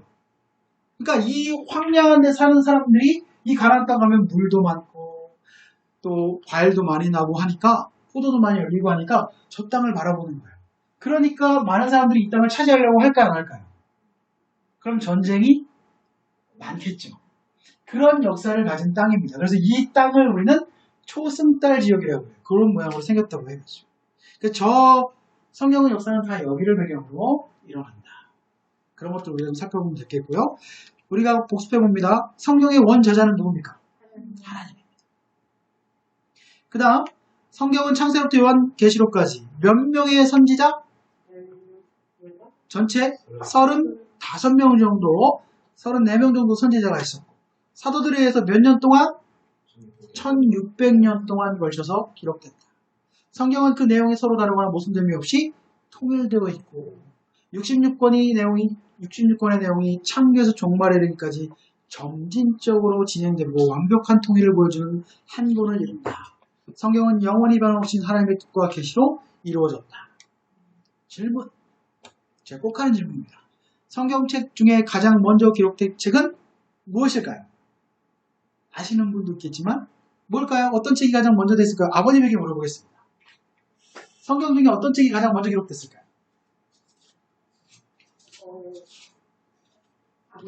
아버님? 저한테 기억이 안 나시죠? 어떤 책이 먼저 기록됐을까요? 당연히? 모세오경을 알 거예요. 그건 알 것 같으세요? 그 성경 앞부분에 있는데? 창세기라고 말해야지 제가 아닙니다 이렇게 해야지. 창세기가 맨 앞에 있지만 창세기가 아니고 어떤 책이냐면 레위기입니다. 레위기가 모든 책이 이건 제가 힌트를 드렸어요. 왜냐하면 하나님이 내 백성이 되고, 그러고 난 다음에 내 백성이 됐다는 거는 내 백성이 어떻게 살아야 되는 매뉴얼이 필요하잖아요. 그 훈련도가 매뉴얼이 레위기예요. 그 내 백성은 나에게 이렇게 예배하고 나와 함께 사는 삶 동안 어떻게 사람들과 관계하고 살아야 되는지가 다 기록되어 있어요. 심지어 다른 사람에게 나에게 뭘 맡겼을 때 내가 어떻게 대처해야 되고, 만약에 도둑 맞으면 어떻게 대처해야 되고, 이런 것들이 쫙 기록되어 있어요. 추수할 때는 어떻게 해야 되고, 이런 부분들이 쫙 기록되어 있어요. 그래서 레위기는 굉장히 중요한 책이에요. 하나님이 제일 먼저 줬고 그 후에 다른 책들이 쓰여집니다. 레위기를 먼저 개관을 해볼게요. 자, 뒤에 나오기 때문에 이거는 책자가 없습니다. 신구약 성경 중에서 가장 일찍 기록된 책이다. 구약의 핵심이고 5가지 중에 창출, 래, 민, 신이잖아요. 그 가운데 있죠. 그래서 외우기 쉬운데 오경의 중심도 레위기다. 그 다음 레위기의 주제, 뭡니까? 내가 거룩하니 너희도 거룩하라. 여기서 요거 하나만 좀 우리가 써보면 좋은데요. 거룩이 뭘까요? 성경에 교회 다니면서 많이 들으셨잖아요. 거룩. 거룩이 뭡니까? 그렇죠. 잘하시네요. 배웠죠? 그렇죠. 배우셨죠? 배웠죠? 네. 거룩은 두 가지 뜻이 있는데 첫 번째는 구별됨입니다. 구별됨. 그럼 해석해 볼게요. 내가 구별됐으니 너희도 구별되라. 내가 많은 신들 중에 참신으로 구별됐으니 너희도 다른 백성 중에 참 하나님의 자녀로 구별되라. 그런 삶을 살아라. 밖에 다니면서 일터에 가면서 성경 들고 가고 이런 게 아니라 차를 운전하고 가는데 십자가 목걸이가 걸려있는 이런 게 아니라 저는 할 수 있으면 자신 없으면 교회 봉고차도 교회 이름을 좀 떼고 다니면 좋을 것 같아요. 교회 이름 달고 급해가지고 불법 유턴하거나 신호위반하거나 이런 게 무슨 망신입니까? 차라리 떼고 그냥 아닌 척 하고 하는 게 속 편하죠. 그렇죠? 구별되려면 기준이 있어야 되고 방법이 있어야 되는데 그 방법은 뭐다? 레위기다. 레위기 굉장히 중요합니다. 전 이걸 아이들에게 엄청 가르쳐요. 그 다음에 또 하나의 가장 중요한 의미가 거룩은 자기 자리에 있는 것입니다. 이 두 가지 원칙은 우리가 꼭 기억하고 아이들에게도 우리 삶에서 적용해야 돼요. 자기 자리에 있는 것이에요. 자, 우리가 요즘 간식이 수박이 있잖아요. 거룩의 의미를 이해하는 게 간단한 거는 수박이나 밥 같은 건데, 자, 수박이 있어요. 이 그릇에 담겨 있을 때는 거룩한 겁니다. 근데 이 수박이 떨어졌어요.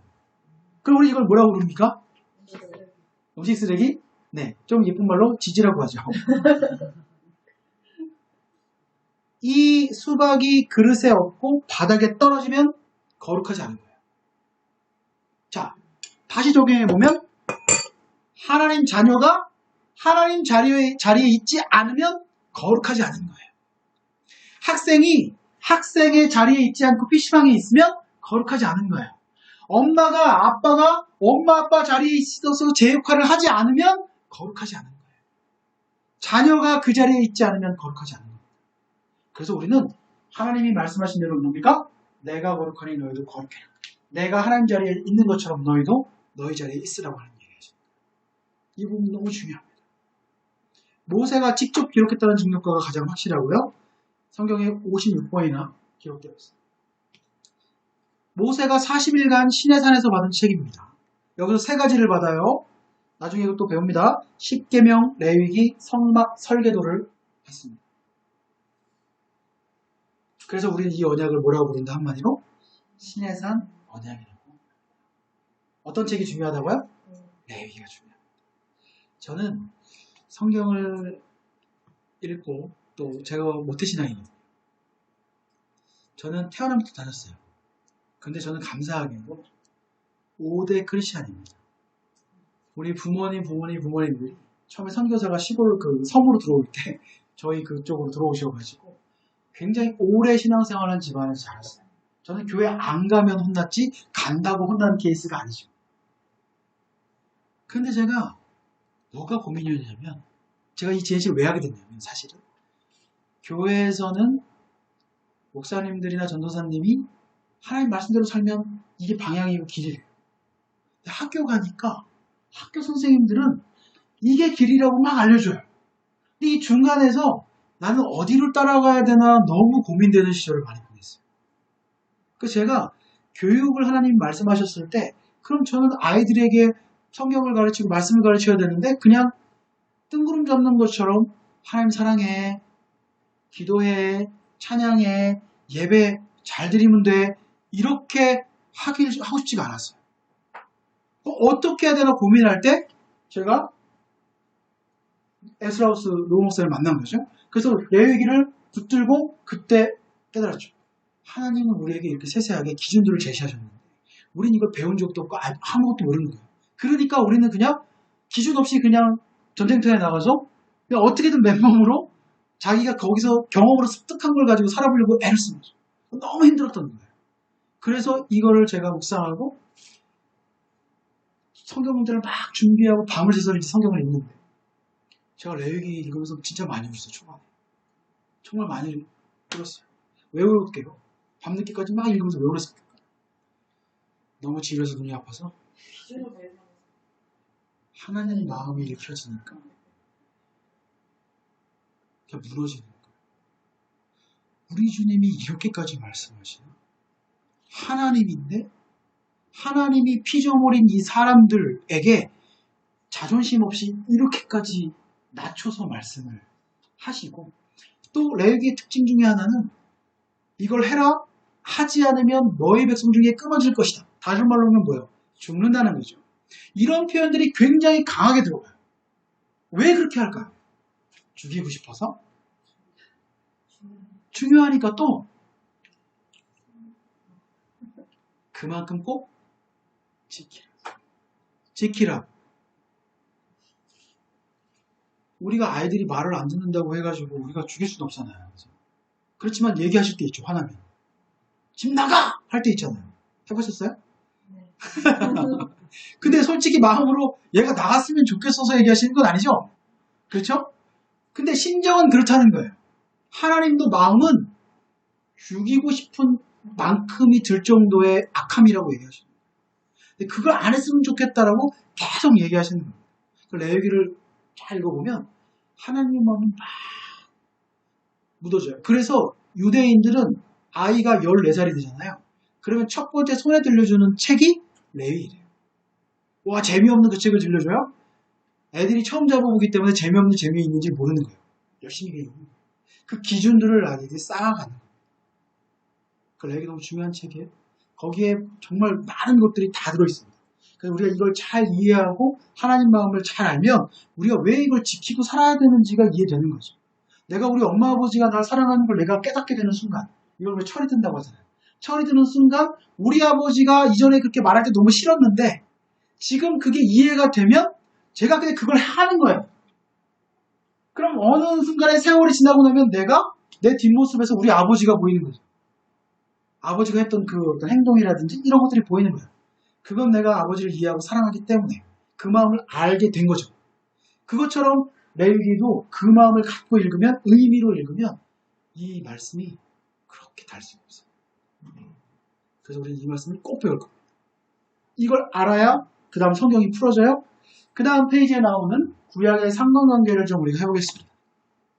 이거 진짜 짧은 순간에 구약 전체를 정리해내는 건데 제가 지금 시범을 보여드릴 것이고 보시고 공부하시고 이제 하실 수 있어야 돼요. 간단합니다. 팁은 하나예요. 구약의 중심은 뭐라고 했죠? 레위기. 제가 벌써 이렇게 딱 친절하고 센스 있게 빨간색으로 딱, 그렇죠? 구약 전체의 중심은 뭡니까? 레위기입니다. 이 오경의 중심도 뭡니까? 레위기. 그래서 우리는 레위기로 먼저 시작하고 레위기로 다 모든 책들을 풀어내면 구약은 끝나는 거예요. 간단하게 끝납니다. 해볼게요. 레위기는 하나님과 이스라엘이 처음 맺은 언약입니다. 내 백성은 이렇게 살아야 된다고 하는 매뉴얼이에요. 그 매뉴얼을 하나님이 주셨어요.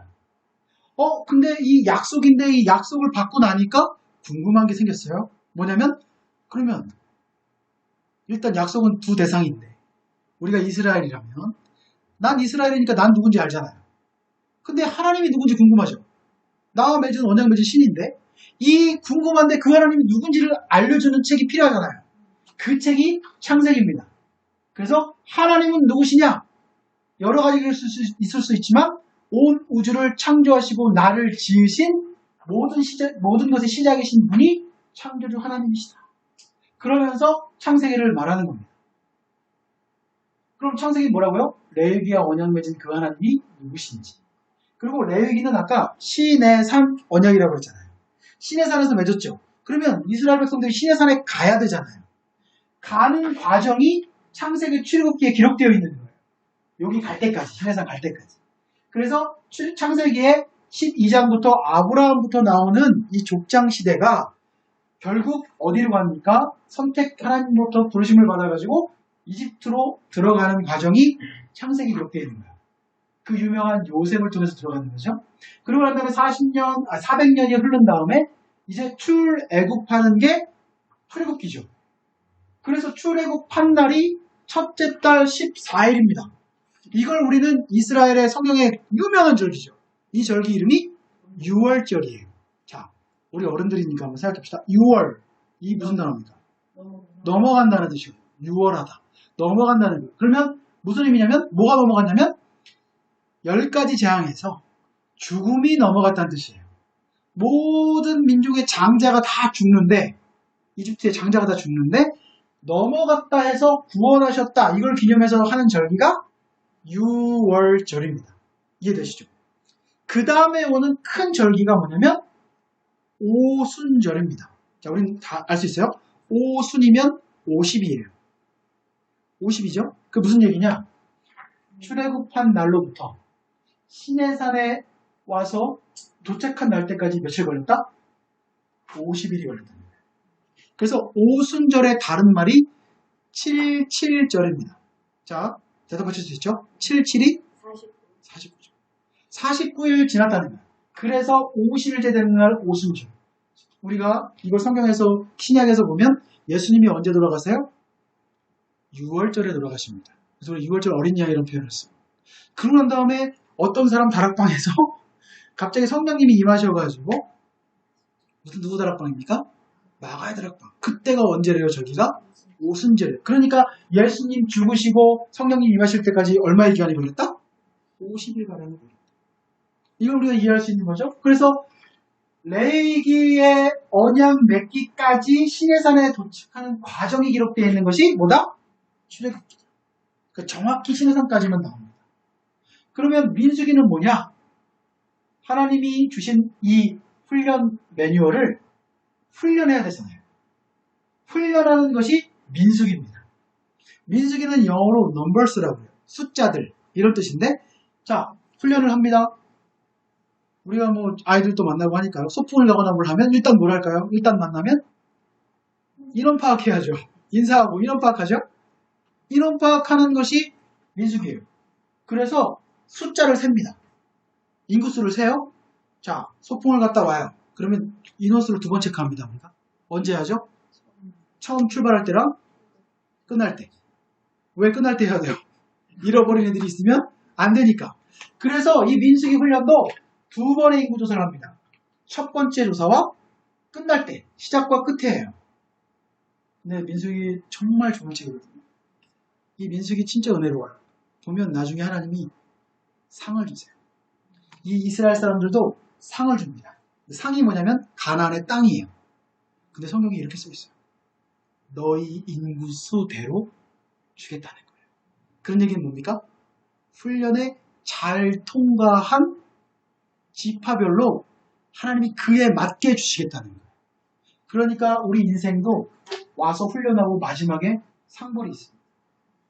그 부분을 정확히 할 수 있겠죠? 그럼 다시 정리합니다. 레위기는 하나님과 맺은 언약이고 그 하나님과 맺은 언약, 그 하나님 누구신가를 설명하고 있는 게 창세기고 그때 이스라엘을 선택하셨기 때문에 이스라엘이 출애굽 이집트에 들어가는 기간이 써있고 기록이 써있고 출애굽기는 시내산 언약 맺기까지 레위기를 받기까지의 과정이 기록되어 있고 민수기는 뭐다? 레위기를 가지고 훈련하는 책이 민수기다. 신명기는 뭐냐면 훈련이 끝나고 마지막으로 이제 1세대가 다 죽거든요. 광야에서 40년 동안 그 2세대에게 모세가 마지막으로 유언처럼 너희가 가나안에 들어가면 이렇게 해라라고 레위기를 재해석해 준 책이 민수기입니다. 신명기입니다. 그러니까 레위기가 교과서고 신명기가 자습서입니다. 이해되시죠? 그러면 역사서는 뭐냐? 레위기를 일단 던지시면 돼요. 역사서는 뭐냐? 레위기의 말씀을 가지고 세상을 살아가는 사람들이 있을 거 아닙니까? 그 말씀을 갖고 살아가는데 두 부류가 있을 수 있어요. 무조건. 말씀대로 살려고 애쓰고 잘 산 사람이 있고 잘 살지 못한 사람이 있겠죠. 그런데 사람이 인구가 많잖아요. 수많은 사람 중에 대표로 볼 수 있는 게 뭐냐면 그 시대의 왕입니다. 그래서 왕들 이야기가 쭉 나오는 거예요. 그 왕이 하나님 앞에서 레위기 말씀대로 살았으면 그때 그 나라는 어떻게 됐을까요? 부강하고 성장합니다. 그러나 말씀대로 살지 못하면 국난이 일어나고 전염병이 일어나고 당하는 거예요. 징계를 받는 겁니다. 그래서 이걸 어떻게 보시면 되냐면 레위기의 말씀대로 잘 살았는지 안 살았는지 교훈을 얻는 것이 역사서예요. 그러면 그 중에 잘 산 사람들이 하나님께 감사해서 시와 찬미를 올려드리는 것이 시가서. 근데 역사 동안에 하나님 말씀대로 못 산 시대, 그런 시대에 하나님이 사람을 보내요. 그냥 확 한 번에 약속을 안 지켜 해서 죽여버리는 게 아니라, 하나님이 심판해버리시는 게 아니라 사랑하시니까. 우리가 한두 번도 얘기하잖아요. 사람을 몇 명씩 보냅니다. 그 보낸 사람들이 누구예요? 선지자예요. 그분들이 쓰신 책이 뭡니까? 선지서입니다. 그래서 우리가 이거를 512-517이라고 부르는 거예요. 그러면 하나님께 레위기 말씀대로 잘 산 사람들이 드린 게 5권. 그렇지 않은 시대에 나온 책이 17개. 그러면 역사가 하나님 말씀대로 잘 됐다는 거예요? 안 됐다는 거예요? 안 됐다는 거예요. 그럼 또 우리가 여기서 재미있는 원리를 배울 수 있는데 뭐냐면, 예언서를 보면 긴 책이 있고 짧은 책이 있죠. 긴 책은 어떤 시대에 나온 사람들일까요? 아주 말 안 듣고 악한 시대에 나온 겁니다. 짧은 책은 또 그렇지 않겠죠? 근데 자, 성경 전체에서 제일 센 선지자가 나왔던 때가 언제일까요? 어떤 선지자일까요? 엘리야, 엘리사입니다. 정답. 엘리야의 갑절의 영감을 받은 2배 영감을 받은 사람이 엘리사잖아요. 그 시대가 가장 악한 시대였어요. 그럼 그 시대의 왕이 누군지를 보면 되죠. 왕이 누굽니까? 아합입니다. 아합이에요. 아합인데 사실 성경 보니까 아합은 나쁜 사람이 아니에요. 아합은 우유부단한 남자입니다. 대신 누가 악했냐면 부인 이세벨이 그렇게 악독한 여자였어요. 그래서 남편을 뒤에서 다 조종해가지고 아주 악하게 만들었는데, 그때가 가장 악한 때였기 때문에 엘리야, 엘리사 같은 분이 나오는 거예요. 그러니까 우리가 그걸 배경으로 같이 살펴본다면 역사서가 재밌는 거예요. 그래서 엘리야, 엘리사는 또 위대한 인물들은 또 글을 안 쓰세요. 그래서 성경에 여기에 없는 수많은 선지자들이 있어요. 근데 그분들은 글을 쓰시지 않고 그냥 자기의 역할을 하고 하늘로 올라갑니다. 그렇게 우리가 이 구약의 상관계를 정리해보면, 어떤 시각으로 봐야 되는지 딱 아는 거죠. 그래서 레위기 말씀대로 잘 못 살았던 시대에는 하나님이 사람을 보내셔서, 사랑하시니까 사람을 보내셔서 설득하셨다. 그래서 그것이 선지서다. 이해되시죠? 그래서 우리가 이렇게 우리가 구약의 상관관계를 정리해 보겠습니다. 이거를 5분 안에 하실 수 있어요. 제가 설명을 지금 많이 했거든요. 그렇게 하지 않고 그냥 간단하게만 하면 5분 안에 정리해 하시면 돼요. 자, 구약을 한번 설명해 보겠습니다. 레위기는 하나님이 첫 번째 주신 책이에요. 이 정도는 우리가 할 수 있잖아요. 첫 번째 주신 책인데 그 레위기가 구약의 중심이에요. 보면서 할 거니까. 그리고 오경의 중심이에요. 레위기는 하나님과 맺은 약속입니다. 근데 약속은 2명이 해야 되니까 하나님이 누구신지 알아야 되죠? 그래서 레위기 언약을 맺으신 그 하나님이 누구신지 말씀해 주시는 게 창세기. 그리고 출애굽기는 언약 맺는 과정, 시내산까지 오는 과정이 기록되어 있는 책. 민수기는 레위기를 가지고 훈련하는 책.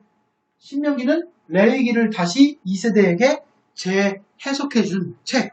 그래서 역사가 흘러가면 이 역사 안에 레위기의 말씀대로 잘 살았는지 안 살았는지 교훈을 보는 것이 역사서. 그 중에 말씀대로 잘 살아간 사람들이 하나님께 올려드린 책이 5권인데 시가서. 하나님 말씀대로 안 살았던 그 암울한 시기에 하나님이 사랑하셔서 사람을 보냈는데 그 사람들이 보내서 써진 책이 선지서입니다.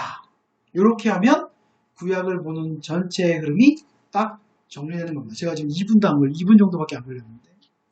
그러면 우리가 성경은 이런 겁니다. 하실 수 있으시겠죠? 다음 시간에 한번 해볼까요? 다 안 나오시는 거 아니죠? 다음 시간에 또 복습을 또 한번 할 텐데 우리가 여기까지 오늘은 좀 하겠습니다. 혹시 질문 있으세요? 오늘 들은 거나 배운 거나 혹시 건의사항도 괜찮고요. 우리가 오늘 나눈 것들에 대해서 다음 시간에는 요거 한번 조금 더 복습하고 그 다음에 창세기를 바로 들어가서 이제 성경을 본격적으로 들어가겠습니다. 그러니까 다음 주에는 뭘 읽어오셔야 합니까? 창세기를 좀 읽어오셔야 합니다. 제가 질문할 때 누구지? 뭐지? 저도 쎄까하면 안 됩니다. 그래서 들어는 봤었어야 돼요. 그래서 읽어 한번 보시고 그리고 오시면 좋을 것 같습니다. 질문 혹시 있으세요?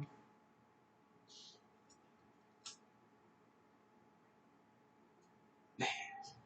질문이 없으시다는 것은 설명을 너무 잘했거나 아니면 못 알아들었거나 두 개 중에 하나니까 우리가 그래도 믿음으로 잘 설명을 잘한 것으로 믿고 기도하고 마치겠습니다.